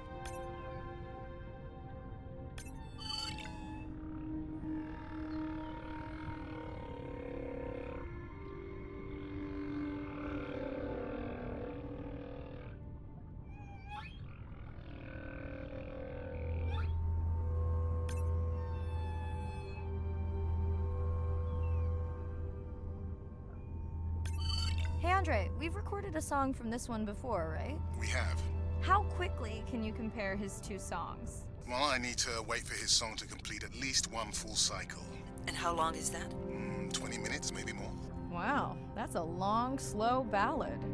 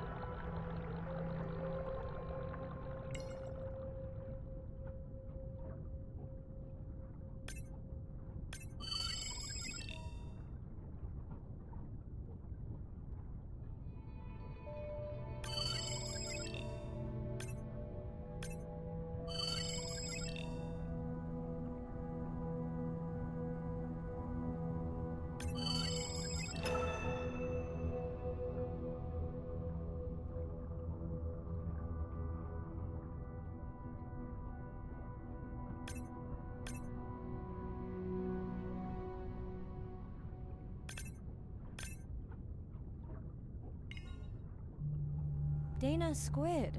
It looks like they're hunting... Lanternfish. Well called, Arena. We'll make you a sea witch yet. I'm sorry, a what? Let's scan a few to pick up their hunting behavior. Here goes.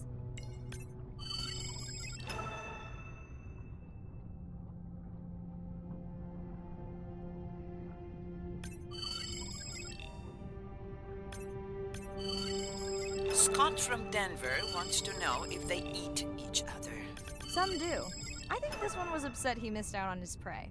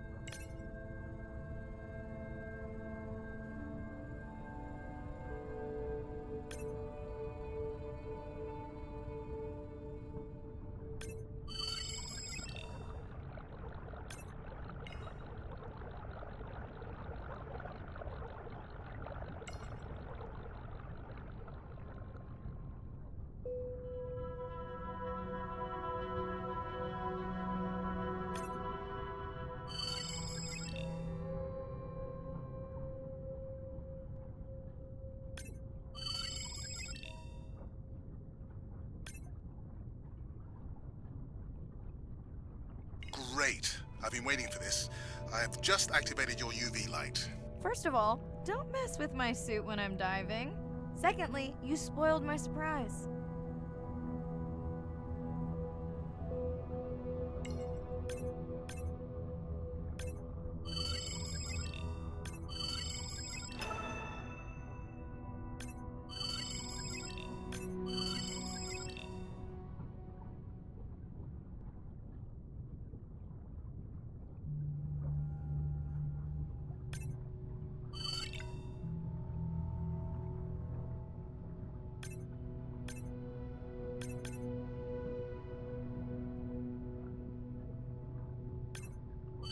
Swell sharks have developed biofluorescence to communicate with each other. Their eyes have special adaptations for the UV light. Now you can see what a swell shark sees. That's what I'm talking about.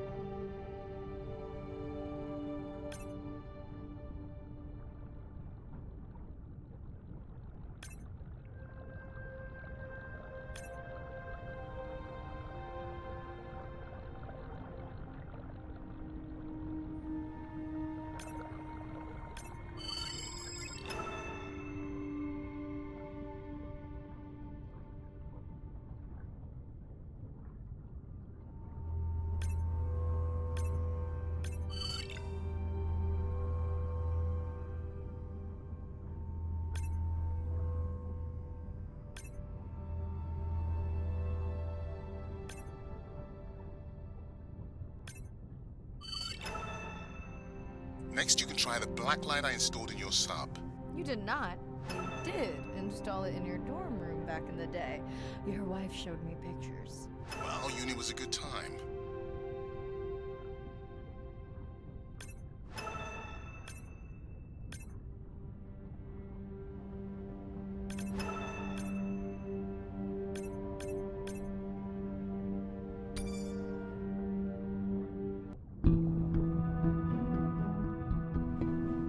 The energy from our star flies through the universe, through our atmosphere, and hits us at the ground. But now, when we go underwater, the ocean properties of water are like pure blue filter. So it's gonna filter out all these other wavelengths except blue. As you go down further, it's primarily blue, blue, blue till 700 meters. And at that level, there's still faint photons of sunlight in the blue range. And we call this the twilight zone. And there, animals are still perceiving a tiny little bit of our sun's energy. Below this, it's gone. 24/7 darkness. And it turns out that there's a ton of color vision down in the deep. So it's like they're making enough light down there to be able to be satisfying all the eyes of the deep sea creatures. So it's not this totally dark world down there. It's still light. It's just the animals are making the light rather than the sun. We've designed all this technology to kind of satisfy our visual hardware. As I started looking at other animals, they have totally different hardware. And I've been looking at everything through these silly little primate eyes. We have to overcome our humanness to jump behind the world of a shark or another creature and see the world from their perspective. We found a biofluorescent shark, and it only sees right at the blue-green interface. So it's really just tuned to a very similar spectrum to the environment it lives in. This fluorescence was creating greater contrast for the shark. It's like this endless well of information. We're at the very tip of the iceberg.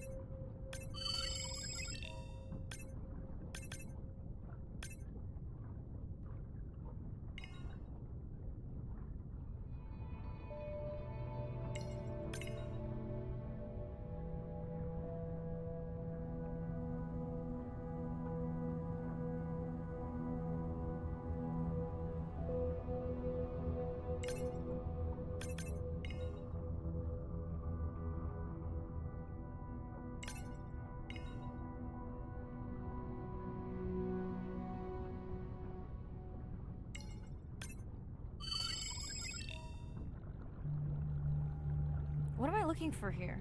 Oh, one of our sperm whale tags must have fallen off. Andre, you really need better glue for these. I don't use glue. I've tracked down the tag. It's in a cave. I wonder how it got in here.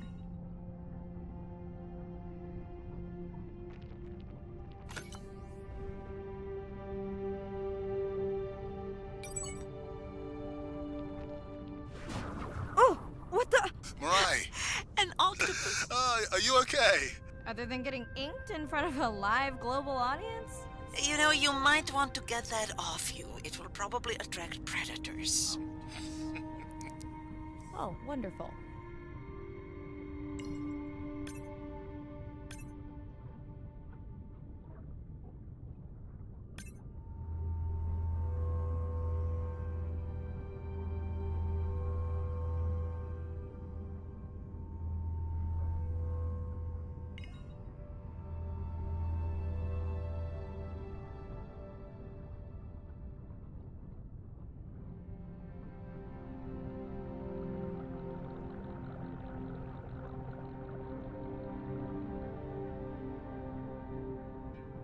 Okay, last boy of the dive. How are you feeling? Chances of suit holding out until the end of the dive? Good. Hope of seeing if our humpback song had any effect, well... You know this, but for the viewers, science is not magic. It takes patience. I'd like to believe in a little magic.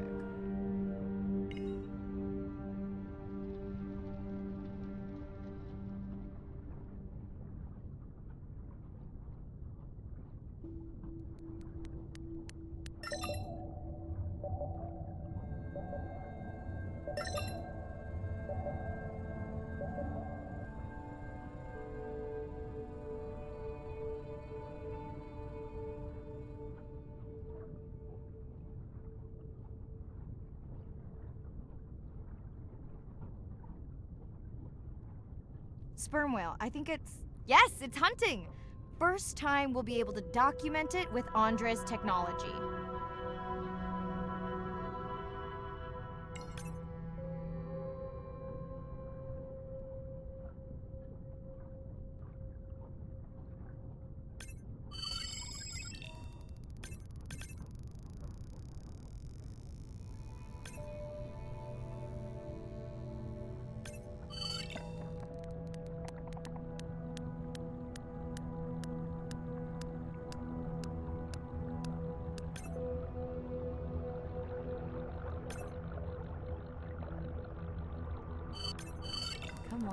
Come on. And then the buzz. I got it. Raj from Mumbai wants to know, what's the buzz? I think he was making a joke. Got it. But what is the buzz? How is it used? We're not entirely sure, but definitely associated with being close to prey. This is just the warm-up. The real fun will come in the deep.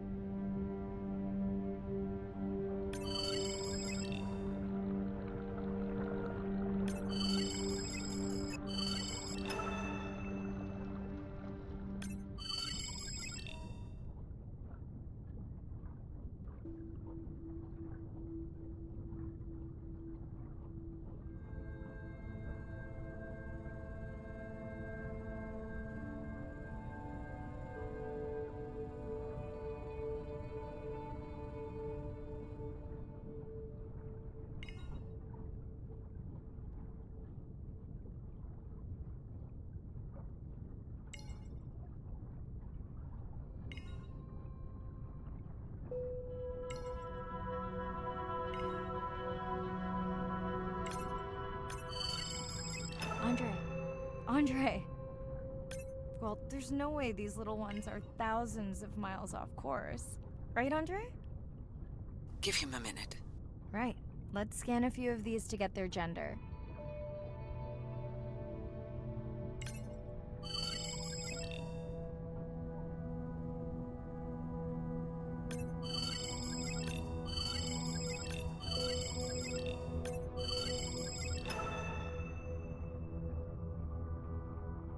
There's a tiny tag here. Andre?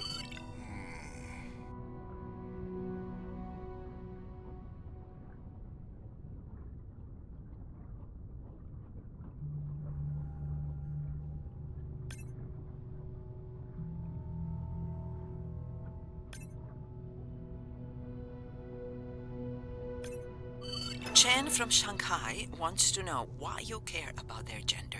Well, their sex is determined by the temperature of their nests. Warming beaches wiped out the turtles in this region. Believe in a little magic now, Andre? I may just start, but let me check on that tag first.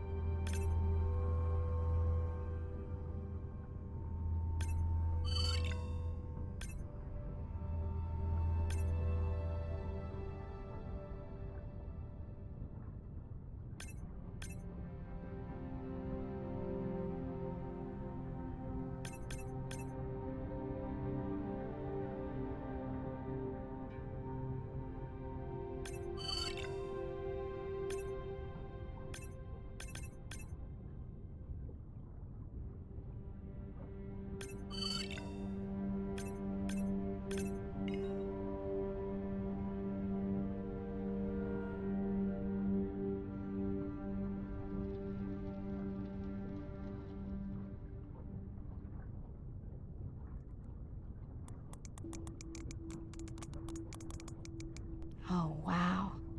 Glad we didn't miss this. Beautiful. Yeah, they must have been hunting down past the rift. I think we found our spot for our first deep dive. Mirai, check out that one closest to you. What's that on its skin? Not sure I can catch them. They're headed to the surface. Might just be a scrape from a ship strike. Yeah, let's hope that's all it is. Let's end it here.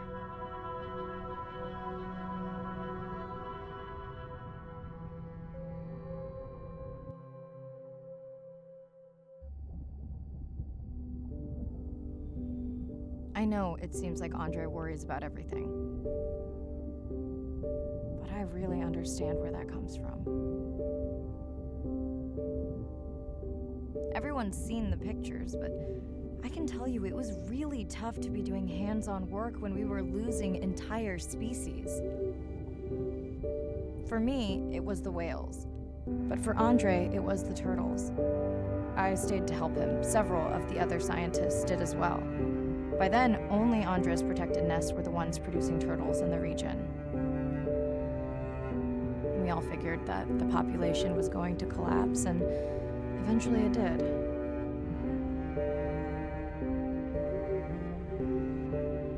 But seeing this large man spend day after day carrying tiny turtles from the nest to the water, it inspired us to stay.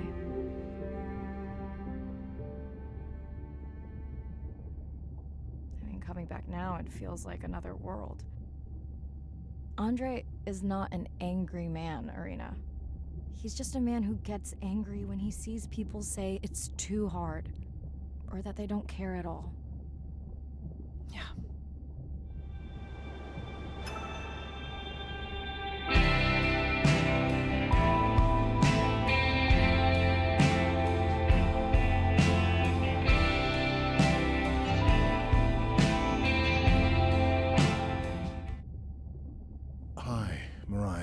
Sorry to miss the post-dive brief.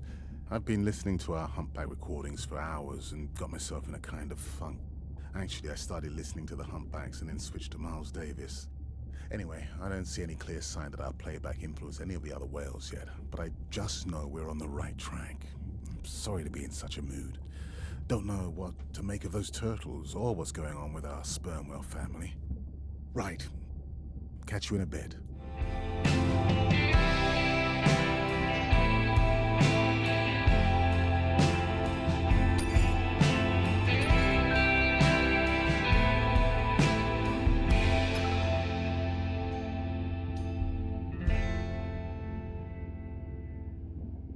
Ocean crashes on the rocks, where I go to collect my thoughts. of this new life. I think I see a new light. Coral garden lives below. The pink expanse above me grows into a new light.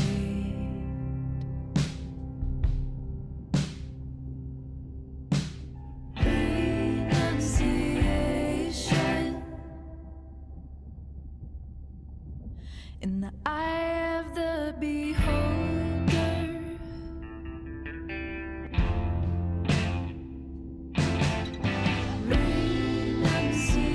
Renunciation up and start a new life. But I see a hidden trail.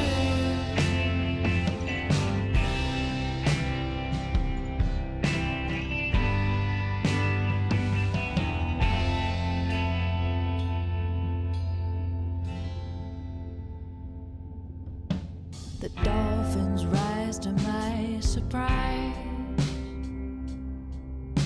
while in the trappings of my mind, and I'm reconciled for a little while.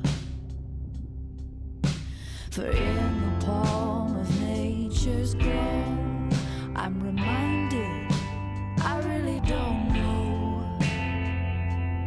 And I'm reconciled for a little while. Renunciation in the eye of the beholder.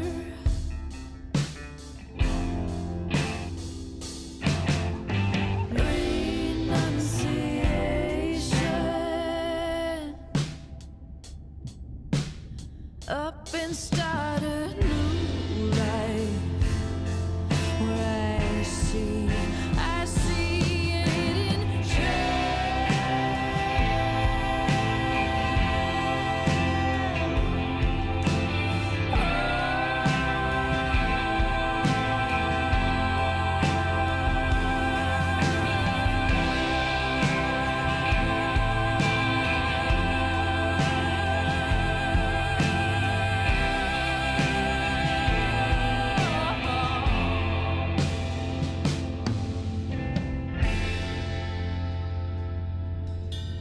The ocean crashes on the rocks,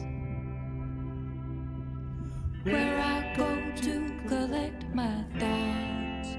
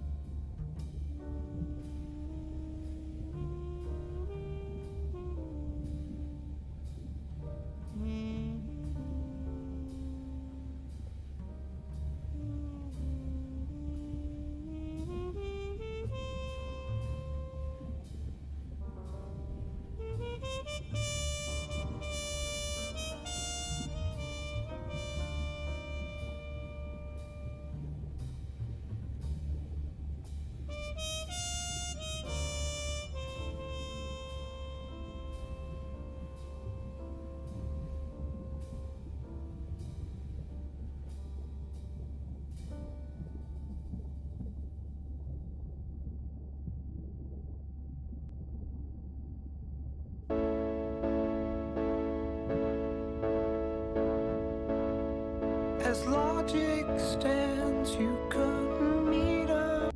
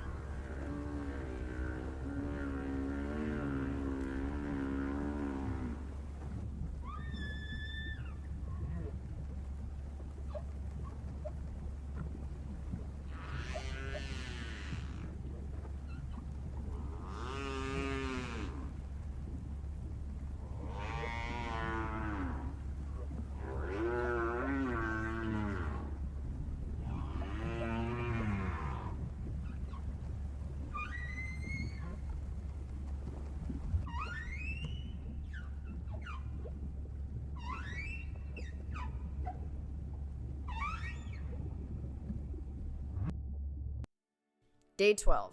Spent the last 5 days on an endless series of depth tests of Andre's deep diving suit. Guess he doesn't want me to implode on the live stream. I do hope it's giant squid proof though. The mapping drone located a brine pool near where Andrea's family has been hunting. That is, before it went AWOL. Ready to dive. Dive.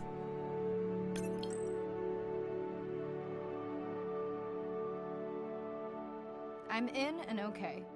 You sure I can't talk you into another test dive at this depth before we stream? Enough test dives. It's not like I'm doing a spacewalk. Well, with this suit, you probably could. Are we gonna talk about suit crush depth again? I think we can probably roll. Starting the live stream. Welcome back, ocean friends. Tonight, I am deep. Midnight zone, no light from the surface deep. Tonight, we're using Andre's lure drone to mimic the Atolla jellyfish to lure large predators like the giant squid. It's certainly not all my tech. I'm building on years of prior research. Don't forget our mission to the brine pools. Oh yes, Arena will fill you in on that later.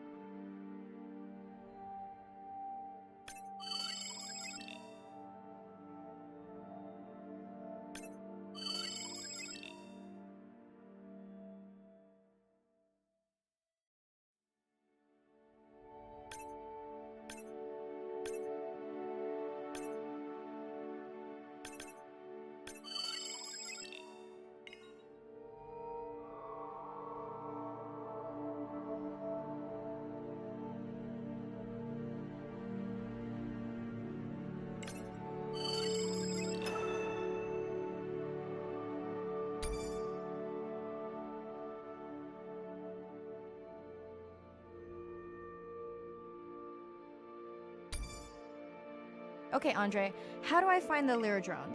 Look for blinking red lights in the water column.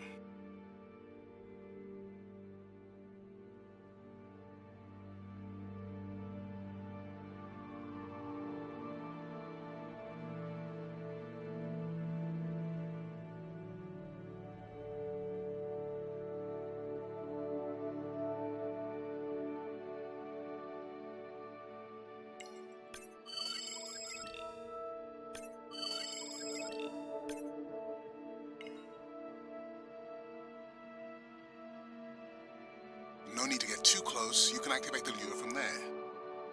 Andre, have you done this before? I haven't, but others have. How long until we can expect the lure to attract a predator?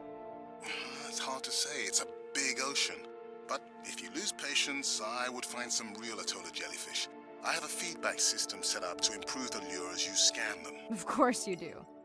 For those watching, we will be scanning these Atolla jellyfish to make sure Andre's lure matches the real thing. It does, but it can always be refined. Not much confidence in humanity, but plenty in himself.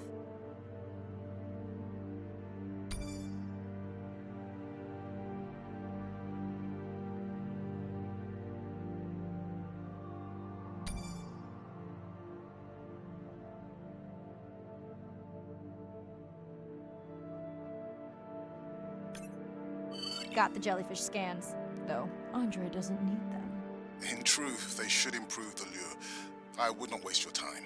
Getting a few impolite comments on the screen pointing out that giant squid don't feed on Atolla jellyfish. They're right. Actually, the Atolla puts on this light show when under attack, in order to lure creatures big enough to eat their attacker. Might have some useful human applications. I think we need more Atolla scans to approve the lure.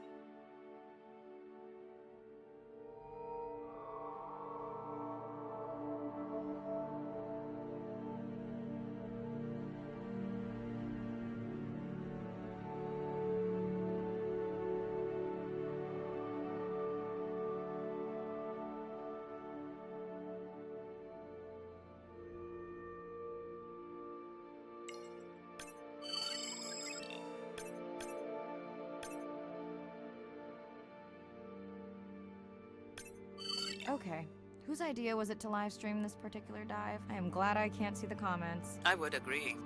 My grandmother had a saying for times like this. I'm not going to try my grandmother's accent on a live stream, but loosely translated, it means if you get bored waiting for a giant squid, you can always go to a bride pool. That's a pretty specific saying.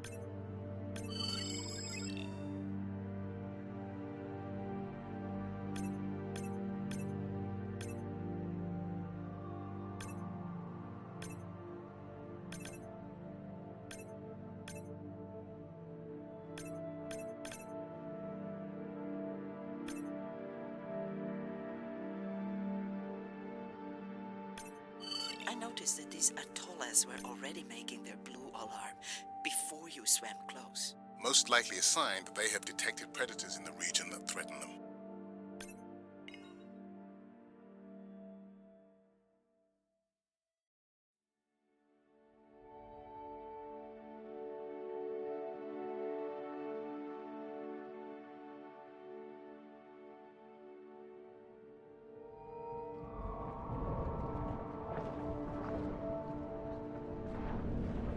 That gave me a chill.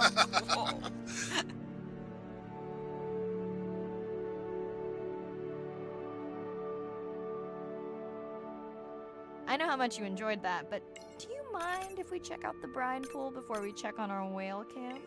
If you insist. You got what you wanted. This is my giant squid. Is that another one of your grandmother's sayings? No, but she often used this one. Hurry up and collect my specimens for me. What an expressive language. It's no giant squid, but I promise you won't have to wait to find it.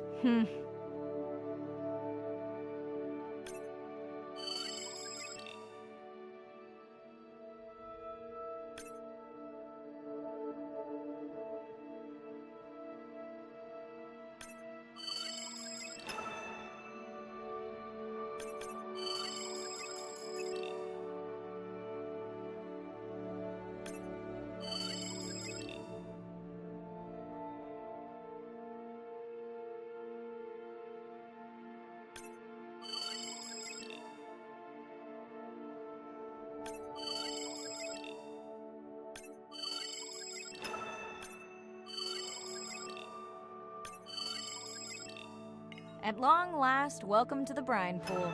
I know it's really a salt lake under the ocean, but it looks more like a witch's brew. I have been teasing Arena, but a brine pool is a diverse microenvironment within the ocean. It has its own ecosystem. And each one is unique. So that means the microbiology is unique and could hold groundbreaking solutions to human problems. Each time I take new samples into a lab here on this ship, it's this magical discovery moment where I tingle all over. I fund my own research so I can pursue what I know to be important. And people ask me, how much money are you going to spend to collect some bacteria at the bottom of the ocean? If these bacteria hold the cure for a disease that relieves even just a small amount of human suffering, how do you put a price on that? That is some giant squid.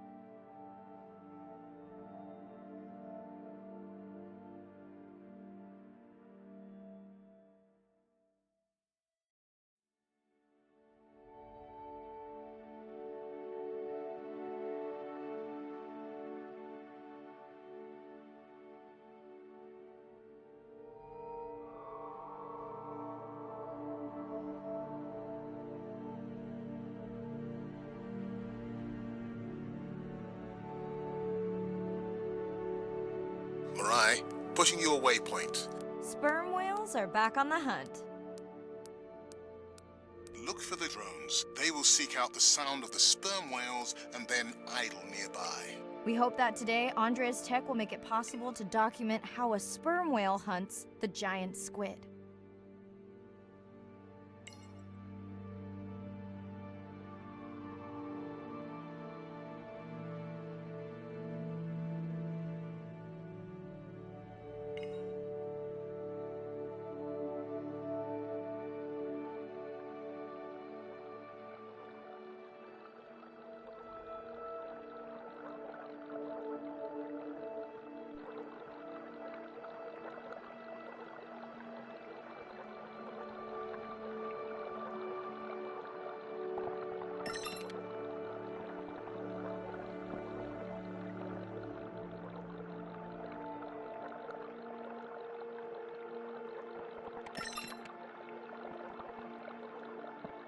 Let's go tag some sperm whales so we can eavesdrop on their hunting. One of our viewers wants to know if there is a problem with the link, since the waypoints keep appearing and disappearing. No problem. The drones are in stealth mode, so they will only track the whales by sound. I better swim fast.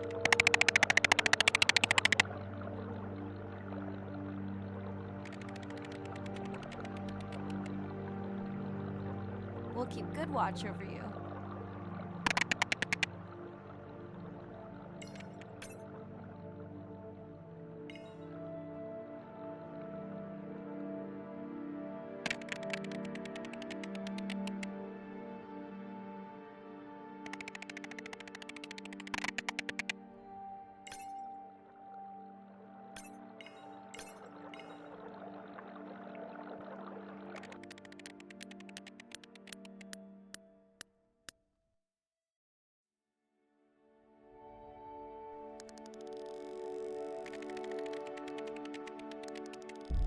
Whoa!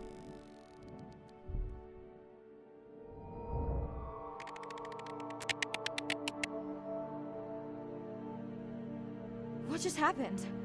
I think the squid knocked the camera right off. I had that camera feed in full screen on my visor, and for a second I thought it was lights out for me. Sounds like a good time for the sub to pick you up. Live stream out.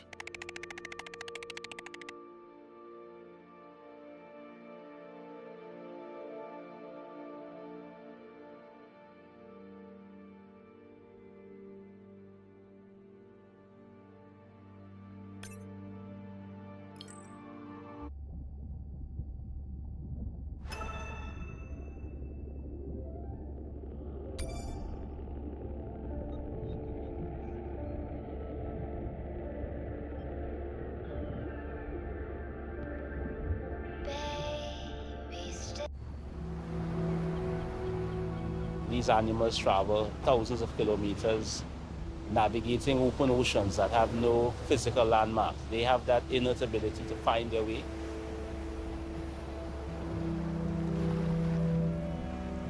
They're only sharing our beach for a short point in time, but they need protection because man has brought an ancient species to near extinction.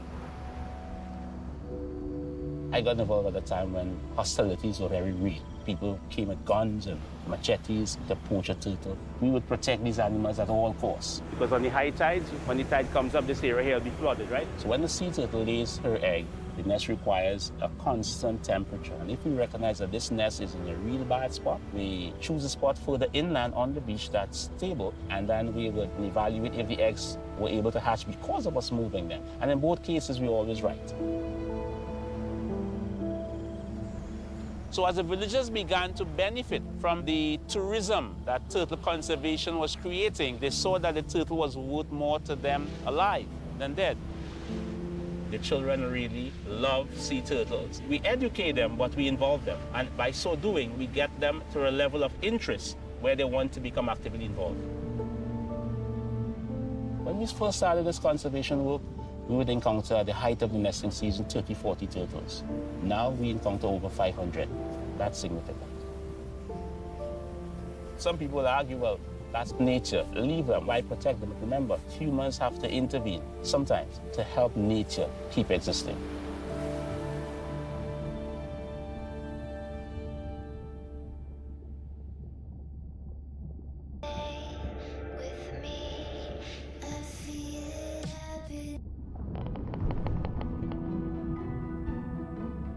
Sound to whales is everything. It's their hands.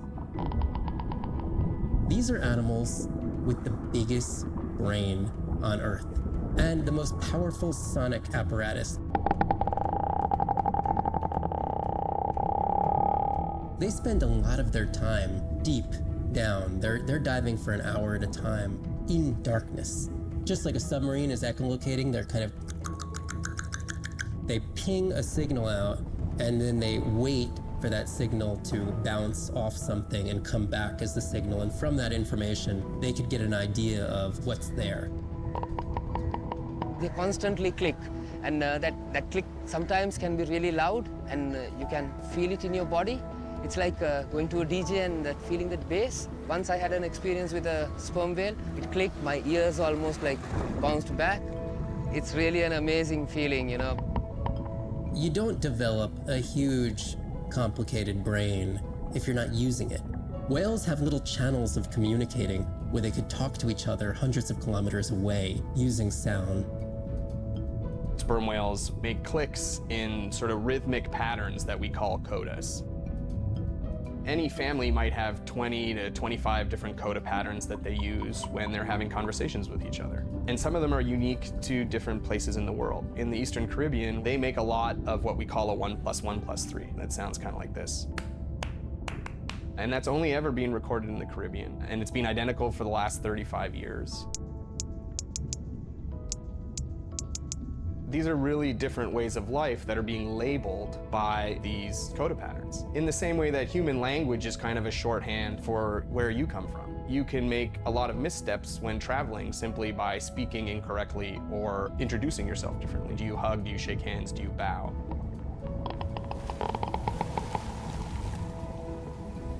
And a growing concern has to do with the noise that we're putting into the ocean. Everything we do impacts everything they're doing. The sound is causing high levels of stress in animals like this. No one wants to live at a rock concert. You can imagine trying to have your home inside an arena while some metal band is playing. And that's increasingly what the ocean feels like.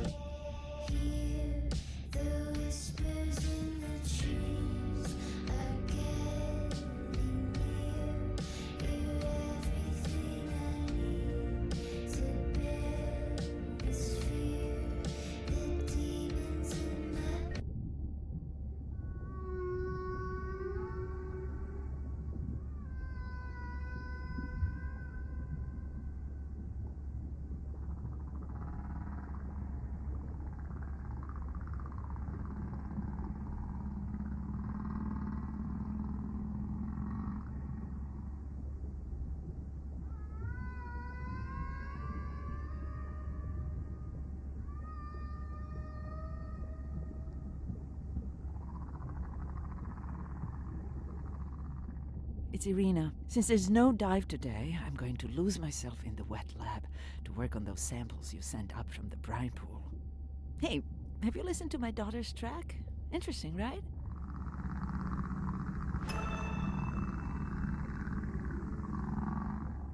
Mirai, remember the tag we found on the turtles?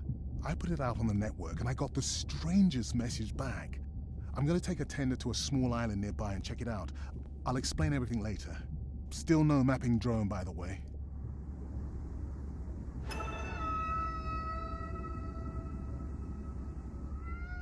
Hey, it's me. Nana didn't qualify for the study. Doctor says we missed the window. Whatever that means. Hard to tell what she remembers now. It's tough. Not sure my head's 100% there with school. Honestly, seems like a waste of money. Anyway, see you.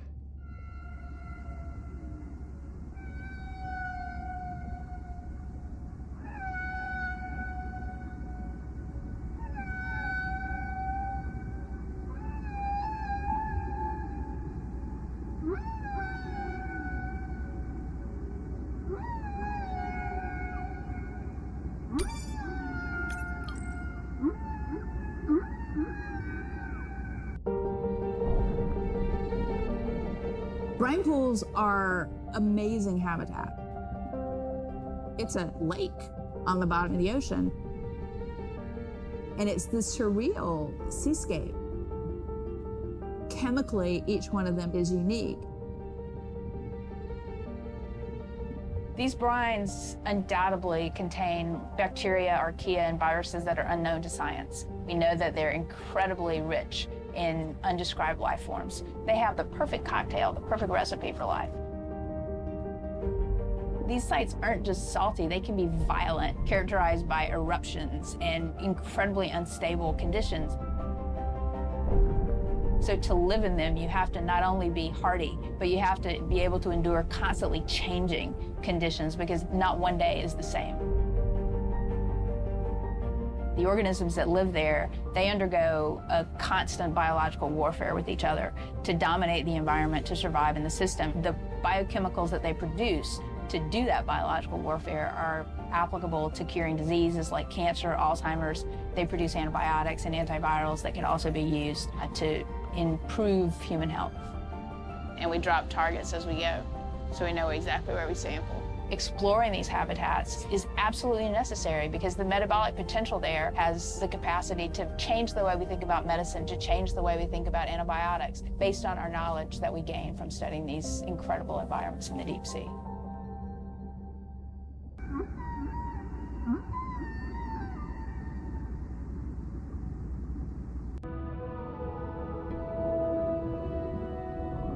Imagine if I was sent in to go study the Mona Lisa and I come in with a pair of snippers and I'm like, I'm gonna need to cut this baby up a little bit to see what kind of chemical composition is going on there. Like, you wouldn't do that, right?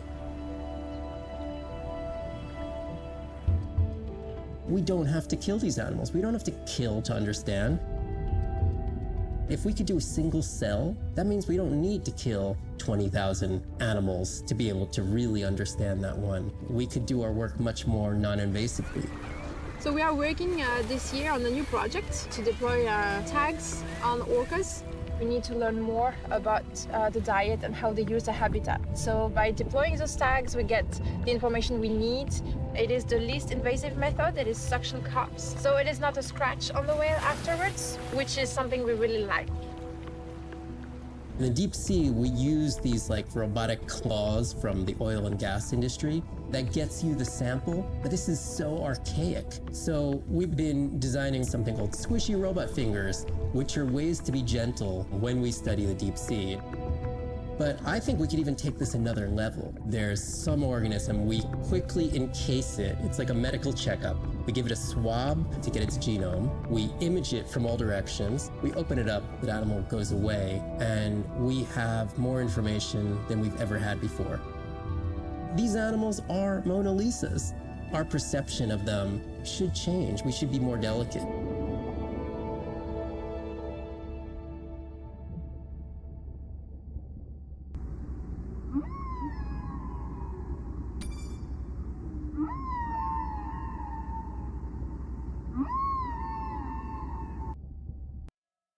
Day 13. We're in the vents region without a map because of the lost drone. Diving blind, but I know these vents are important to Arena. We tracked a tag from our whale family here.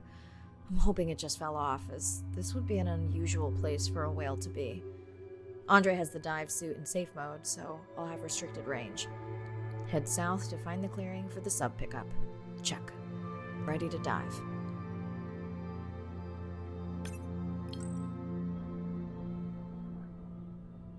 I'm in and okay. Remember, no buoys and no waypoints. I put a simple version of the mapping system on your Manta drone. Now, we won't get your feed live, so we'll hear you, but won't see what you see. I really wish we hadn't lost that mapping drone. Relax. You know I've got this. Of course. But we'll keep unnecessary chatter to a minimum to help you focus.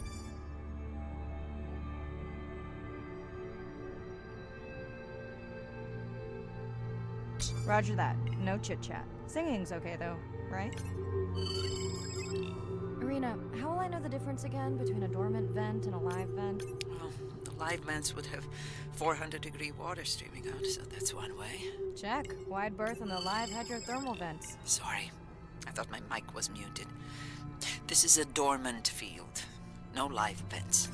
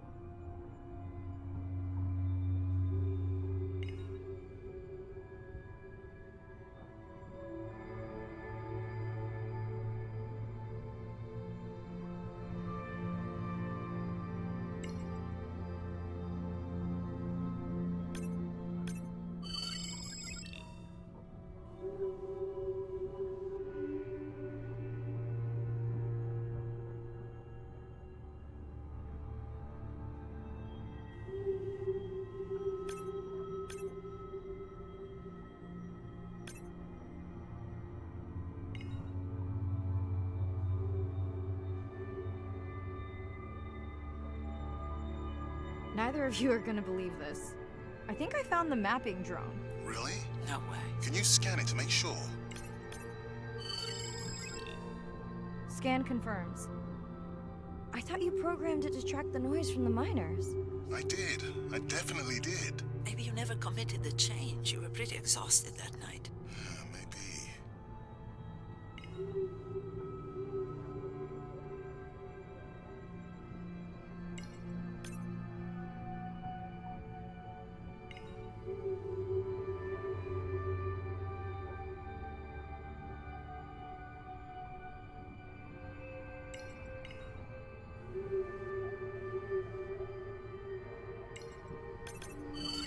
Okay, this dive just keeps getting stranger. How hot did you say that water typically is in a live vent? Is that a joke? No joke. Well, we're down one drone, but discovered an unmapped vent system. Mirai, this is great. I truly believe that these systems are the key to understanding the origins of life. Thank you so much for doing the dive under these conditions. Actually, that might be the answer. What? To why the drone died. We were talking about the origins of life. My mind won't stop if it can't fit all the pieces together. The mapping drone may have cruised too close to the vent. It's got more delicate equipment on its underside that are not rated for anything close to that temperature. You sound almost pleased. Well, it's better to know the flaws so you can fix them.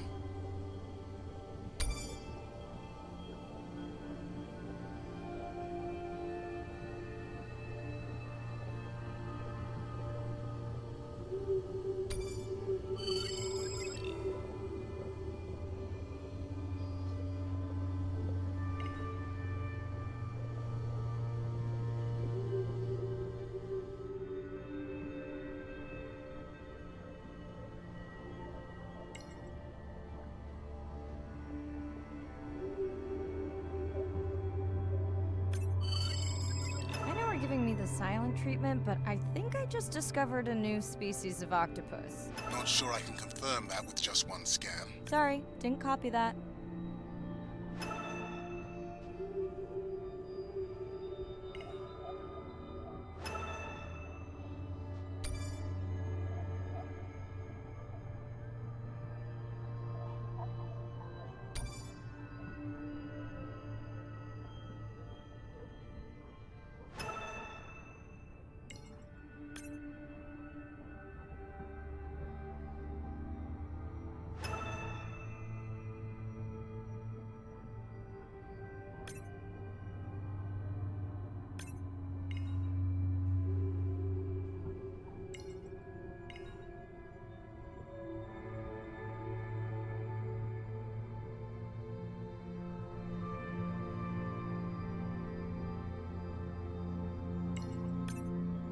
Did you expect volcanic activity here? Describe, please. Red, glowing. Need more? Mirai, I would give that a very wide berth. Like maybe from your sub.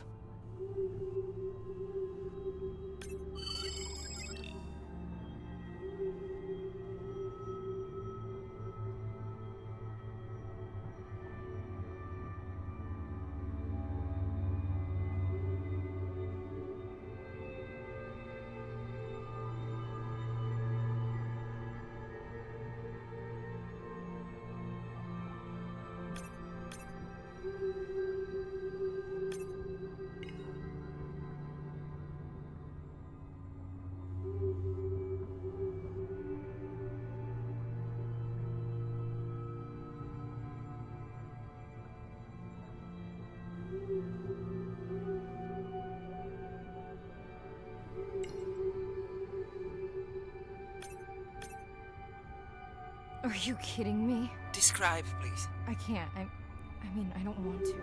Mirai, you're making me uneasy. Seriously, we'll look at it together when I'm done with the dive.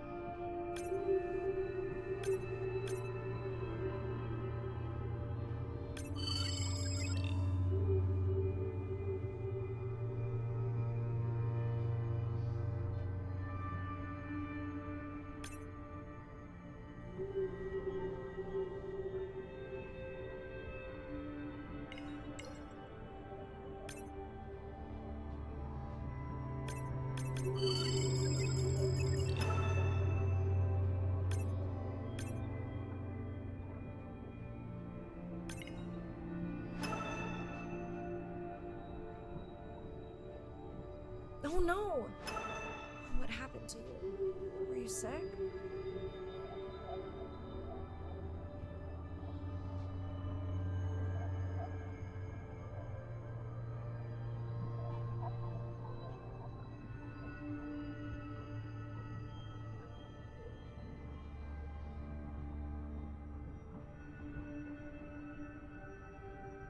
Are you okay? Just getting a few last scans.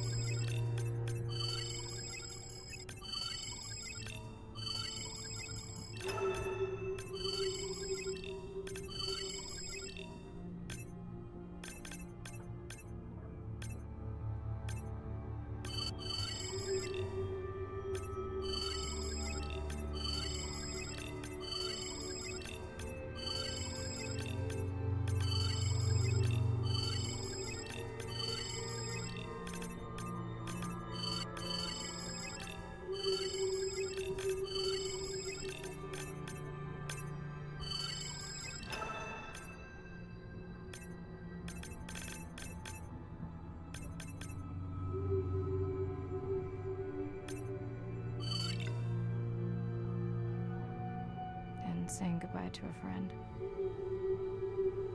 Can you send the sub?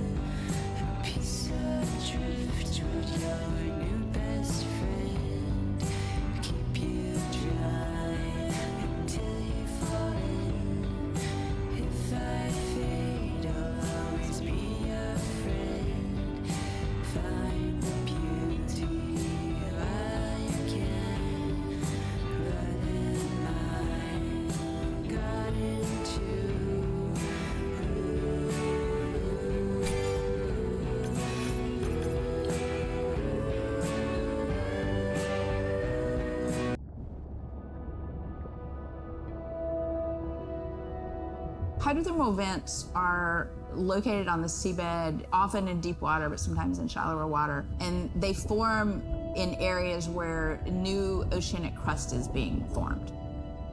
You can have 400-degree water here and 2-degree water over here. It's an accelerometer for chemistry, and you can form organic compounds in the absence of biology.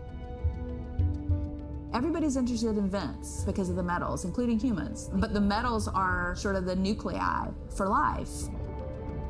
When you think about what's required for life, you've got to have an energy source, you've got to have a system that's able to utilize that energy source, and the organisms sort of co-evolve with the rock. And in my mind, that's probably how life originated.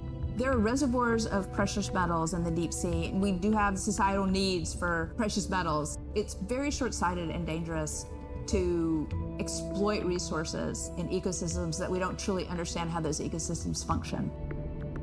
Deep sea mining is when people go out and extract minerals from the seafloor.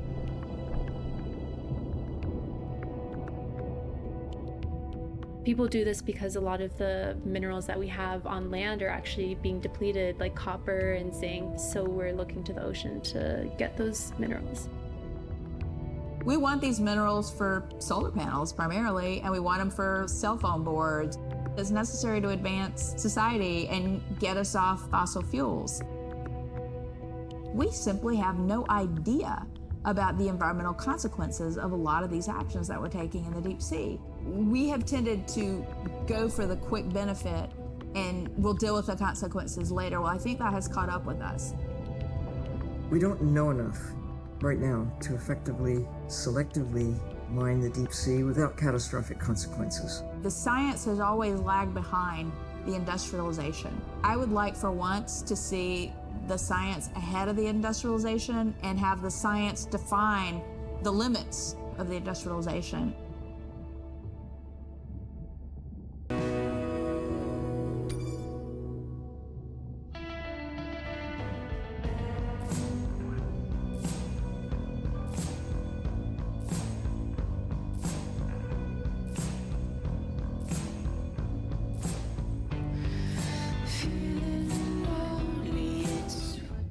We watched the video log from your dive. I'm truly heartsick. I'm furious. Where should we start?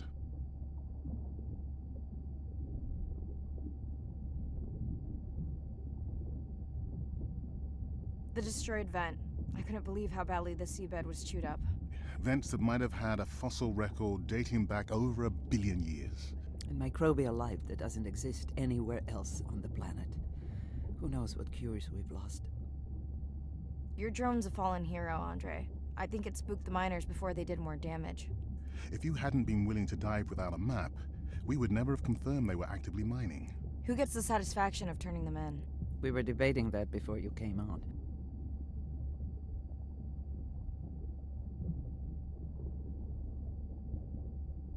We should jointly report. It'll be stronger.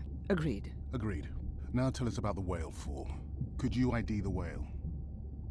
The whale fall was definitely from the baby's family. The tail fluke was intact enough to scan it. But you are sure it wasn't the mother? It wasn't the mother. The ID matched another whale we know from her family.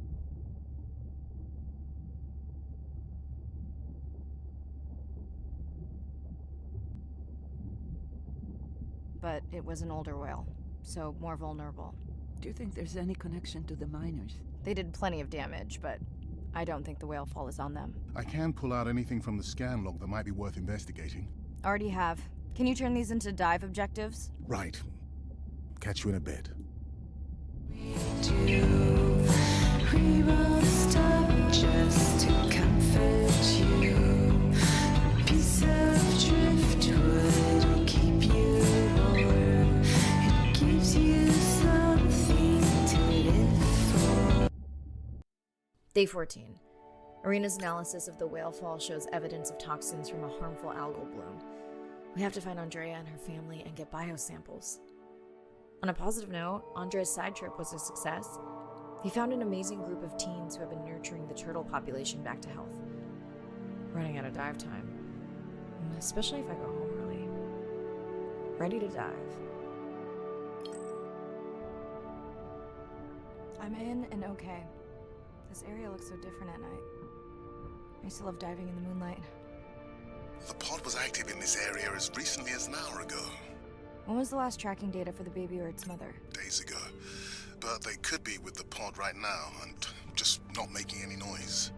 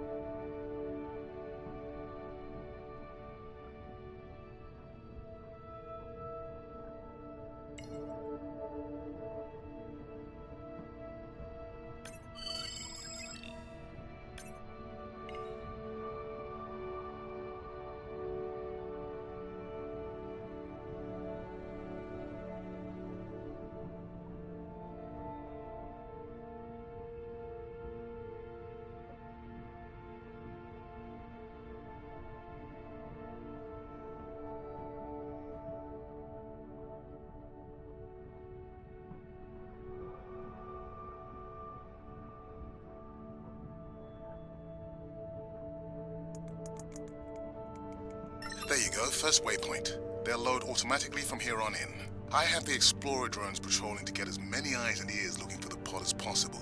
Do I need the buoys? No, we'll use the hydrophones on the drones. They don't have the range or fidelity of the buoys, but we need speed. Thanks. Mariah, you know that no chatter rule was just for the vent area, right? I'm sorry? I think he's pointing out that you seem distracted. Sorry. I'm back. Talk to me about something positive, Andre. Were you able to make contact with the teenagers you were telling me about? They've been helping the leatherback turtle population rebound here in the region. They've developed a nest cooling technology to help the baby turtles. They've also built their own tracking drones. Teams with tech. Sounds like you've inspired some citizen scientists, Andre.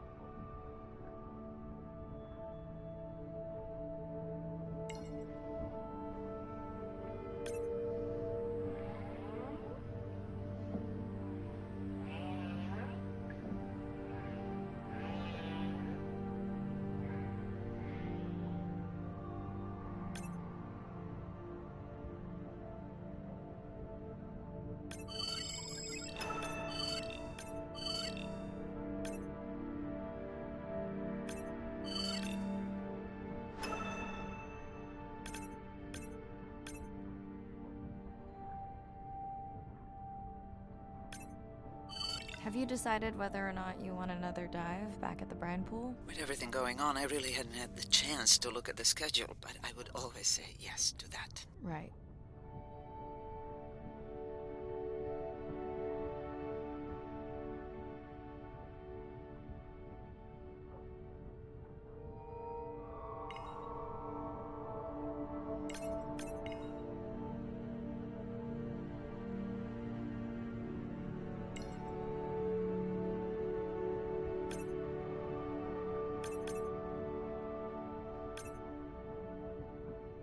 I found the underweight orca. If you can easily collect a sample, we might as well screen him for toxins and pathogens.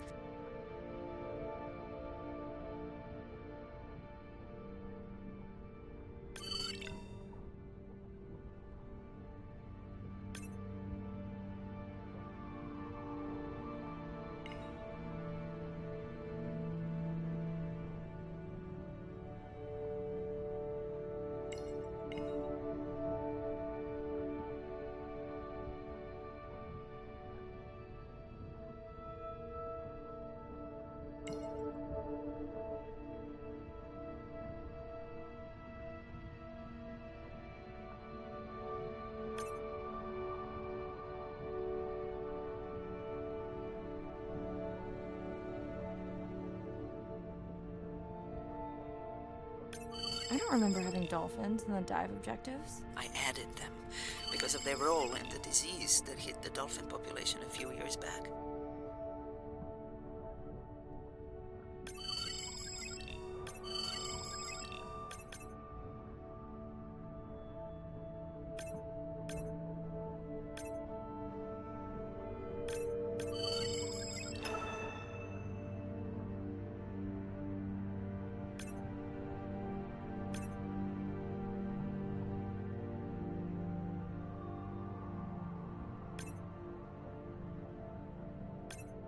Done. Andre, have you picked up any tags from our pod? No, not yet. I'm going to widen the radius for the Explorer drones.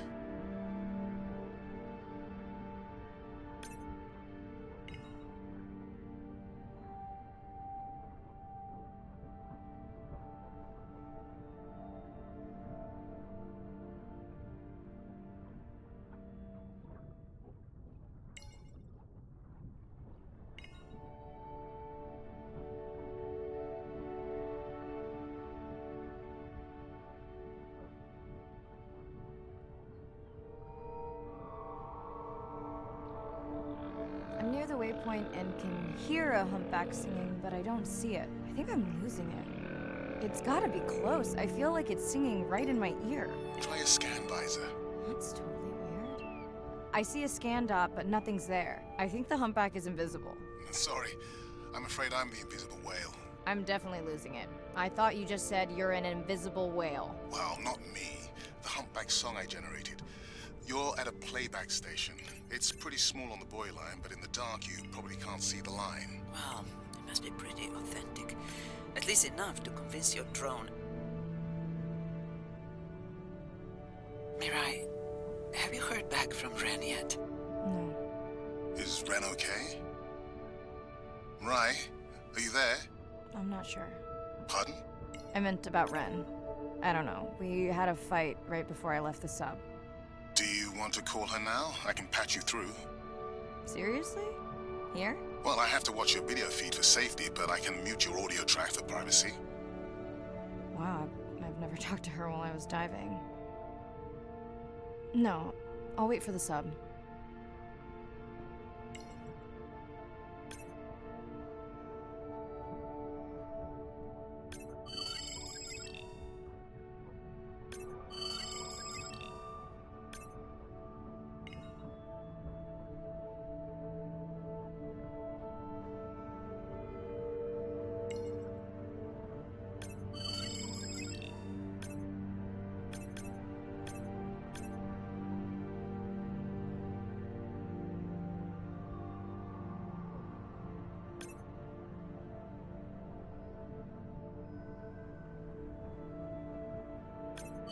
Okay, Mirai, you're on. The drone on the outer patrol just picked up several sperm whales on visual.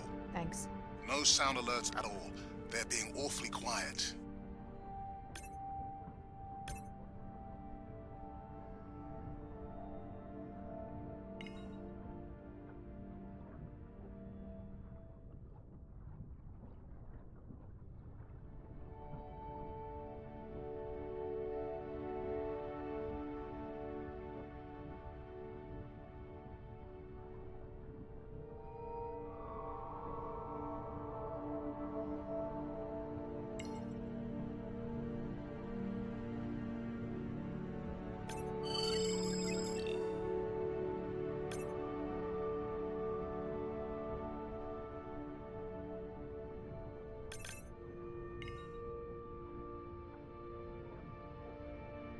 I think I found the pot.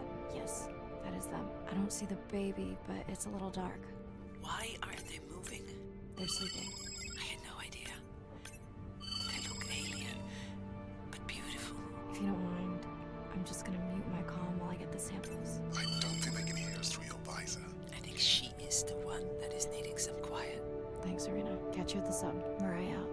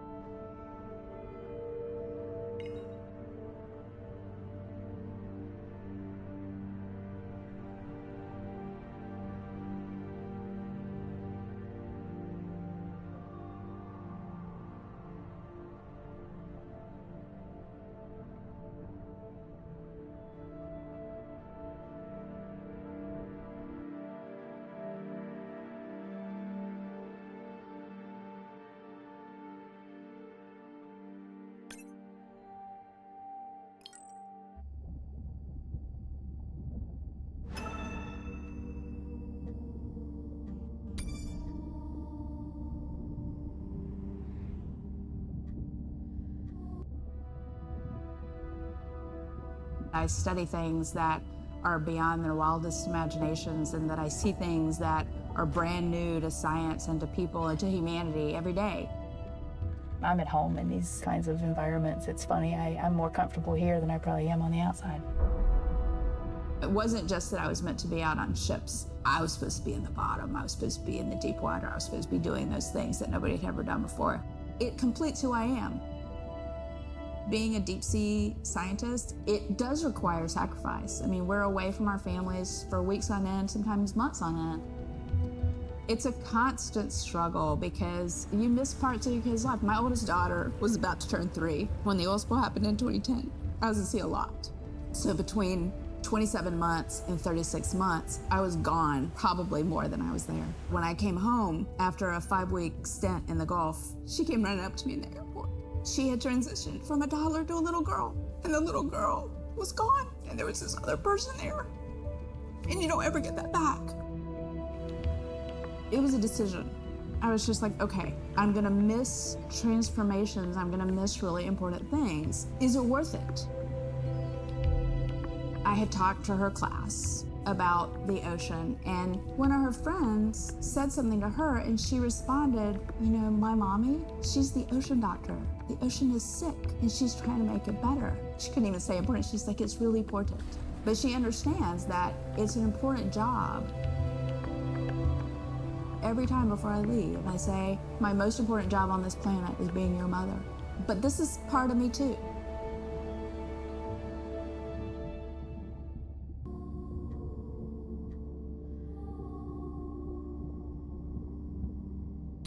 Baby, we don't have much time, so say exactly what's been on your mind. We don't have much choice, so go ahead, use your voice. I've thought about it every day. I've wrapped my brains to find another way.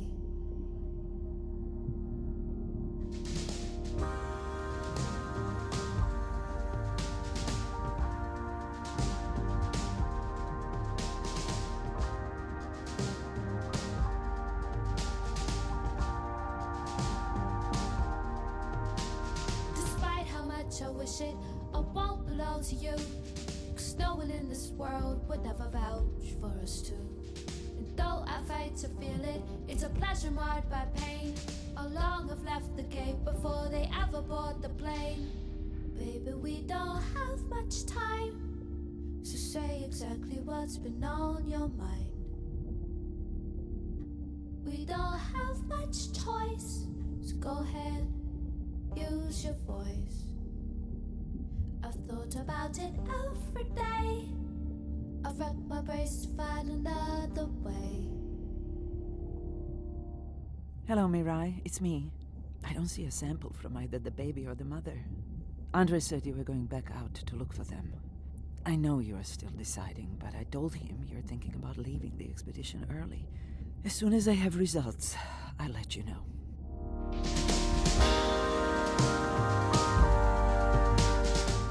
Mirai, I think I have a location for the mother and baby.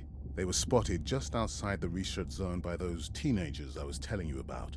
Now, I don't have much data, but the report doesn't sound positive. I'll let Irina know as well.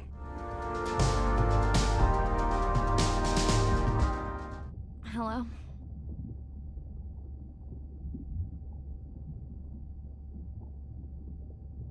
Is now a good time? You sound tired. Yeah, I'm a zombie. I had trouble sleeping.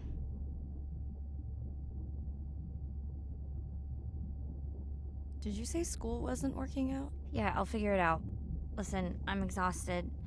I'll catch you later, okay? Bren, please don't hang up. Bren? Okay.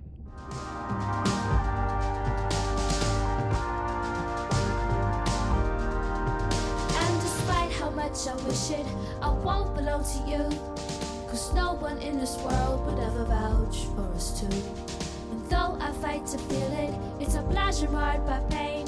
Oh, long I've left the game. Same night, last dive.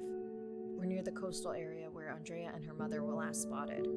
Suit checked and rechecked. Can't risk any exposure in case the bloom hasn't completely resolved. Hard to swim after absorbing neurotoxin. Seriously. Diving now.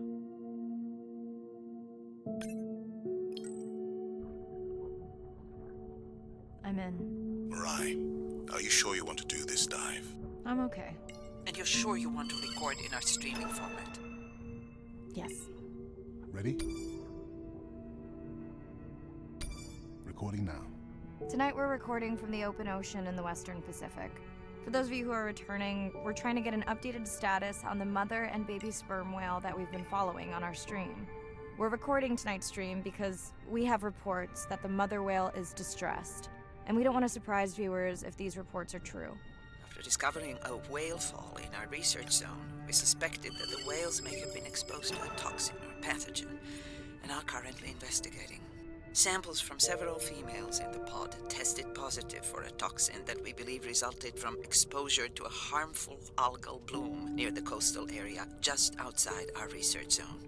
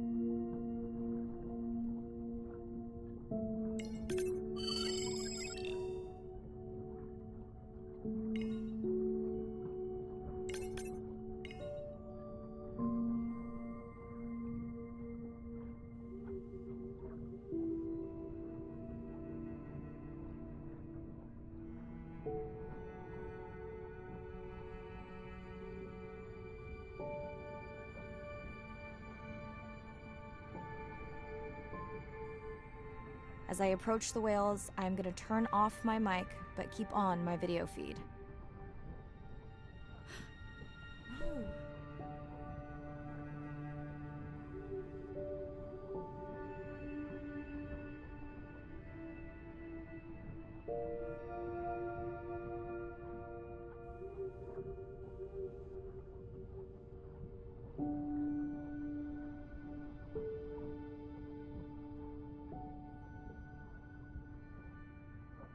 The whales that we tested showed low level of this toxin, so we do not believe they will suffer from long-term effects.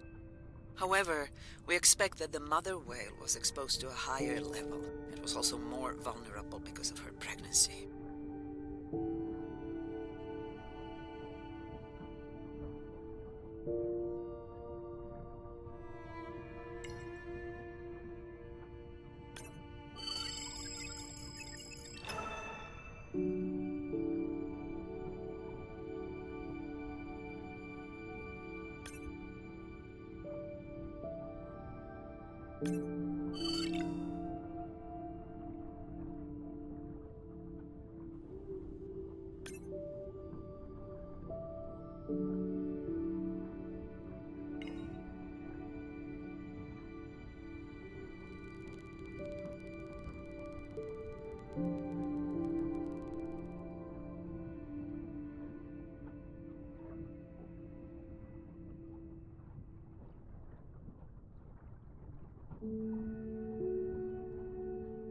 Andre, those orcas sure look like they are threatening the baby whale.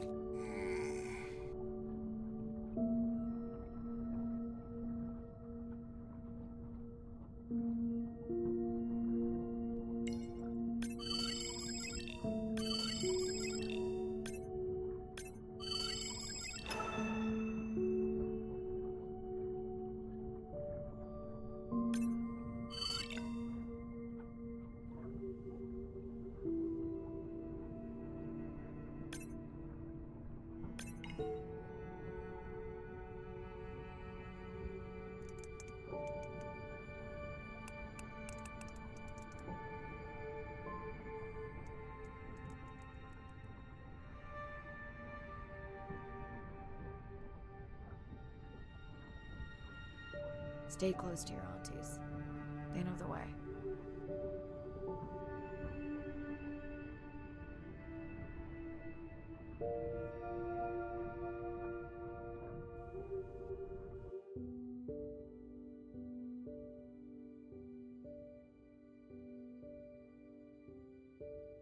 As far as we know, those were the only 2 whales affected by the bloom. With all of Andre's technology genius, he still hasn't invented a way to be in 2 places at the same time. Before my flight home landed, Irina and Andre had already confirmed the location of the harmful bloom. I stayed close to home with Nana until she passed the next year. Ren moved in with me to save money while she finished school, which was great. Mostly. It was Ren's idea to keep the live stream going remotely using one of Andre's drones. But it was my fabulous idea to have Ren join the stream to choose the questions from the audience. She is definitely a hit. I can't lie. It's great to be diving again.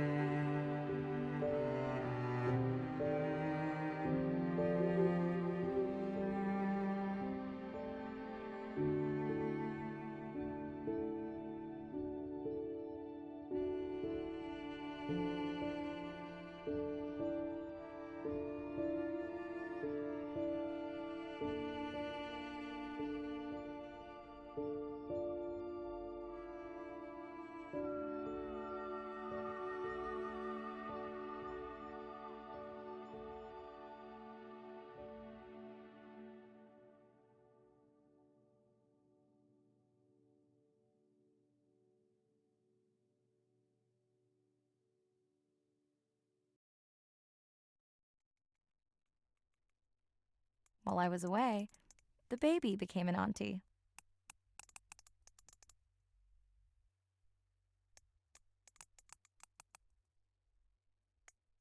I think she likes it. She still buzzes me when I play my coda sounds, so that is still a mystery.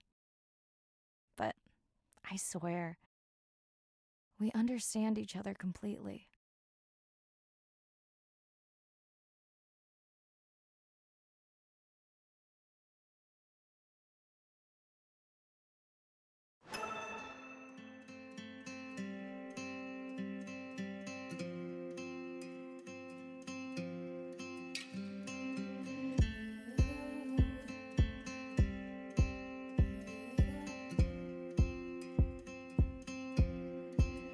Like a stone into water, sinking to the bottom. I let the air out. I disappear further and further and further down. But my breath will rise to the top, rejoin at the surface.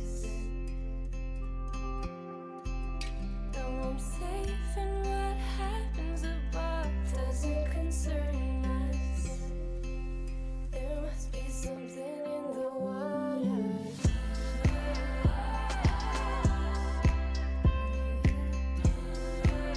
There must be something in the water.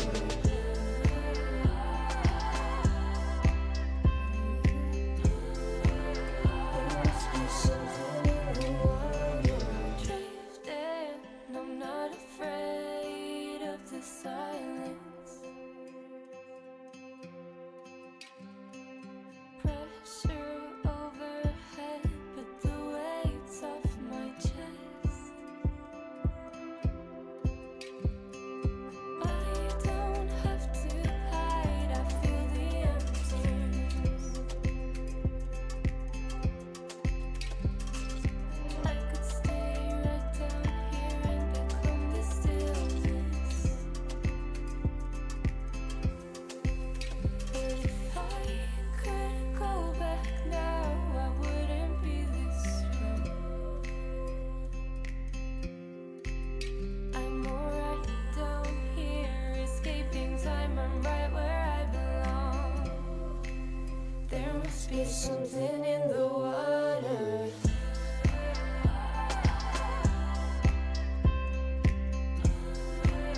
There must be something in the water. I disappear further and further and further down. There must be something in the water.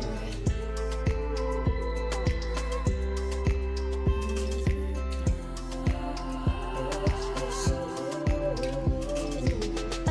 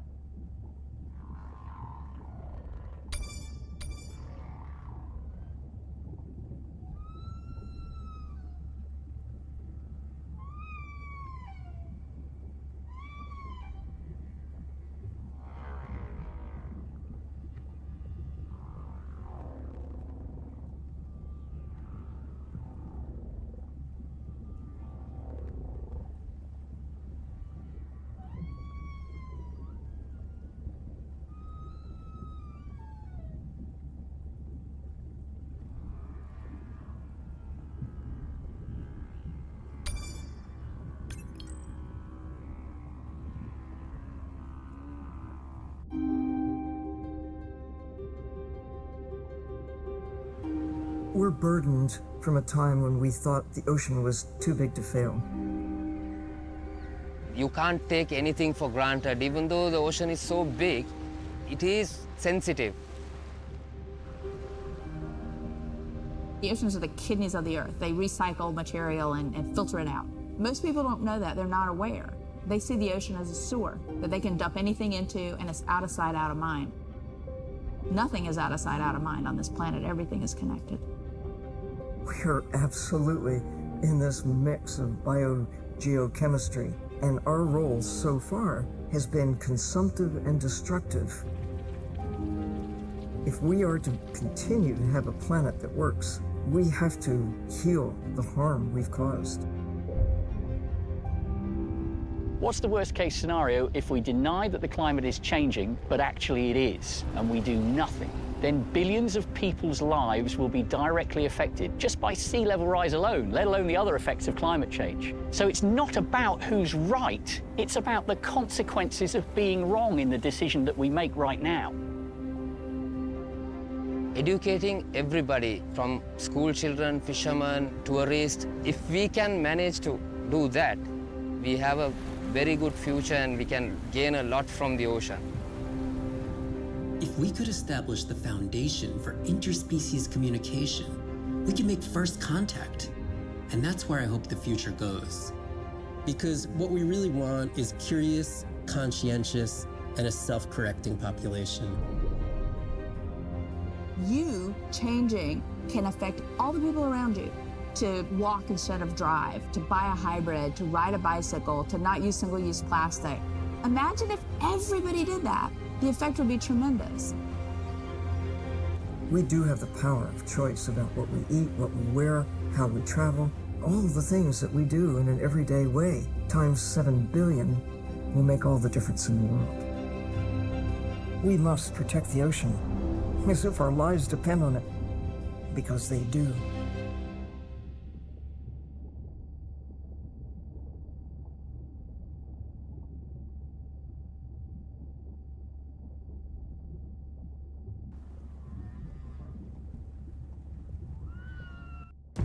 And so, my dear, hatch secure, life support running, and we are ready for the water.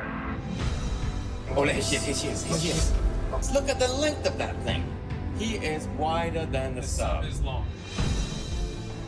No one has dived to 1,000 meters in Antarctica. My depth, 1,000 meters on bottom, over. As a scientist, I could tell you we discover something new every time we go out. That's been my drive, to discover things, to uncover mysteries that we can then solve. We're on a new frontier of ocean exploration that will bring out the explorer in all of us. We're partnering with the Ocean X initiative to build a mind-blowing platform for exploration, a research vessel that's a one-of-a-kind ocean conservation and media platform to explore the world's oceans in ways that were never before possible, to create one big wave for the oceans. I think it's really exciting. There's still a massive part of this planet we know nothing about. We need to make people understand what we do in the next 10 years is going to determine what the ocean looks like in 200 years' time.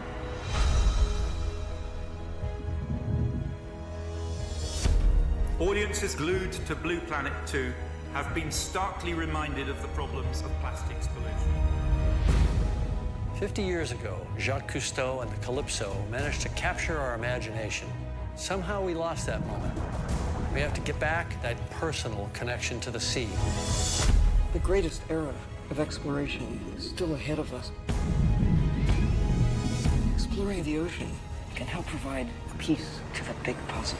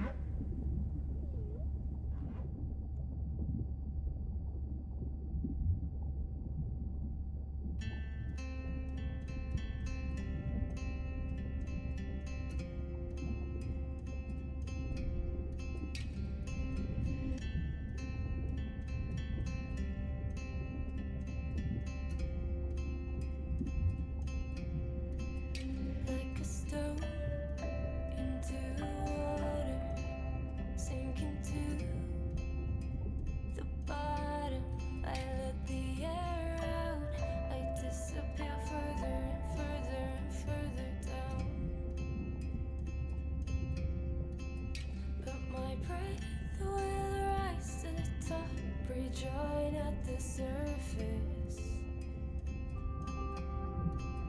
Now I'm safe, and what happens above doesn't concern us. There must be something in the water.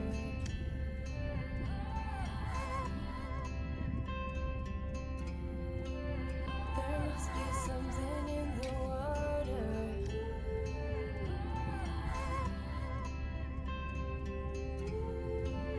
There must be something in the water. Drifting, I'm not afraid of the silence.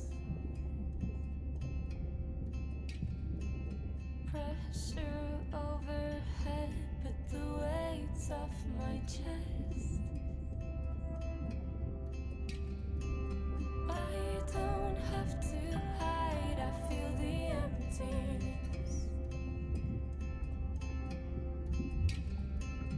I could stay right down here and become the stillness.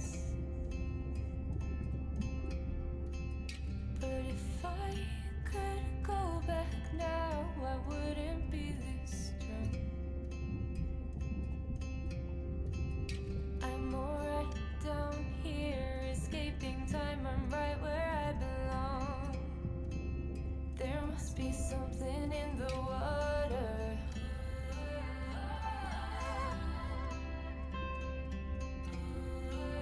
There must be something in the water.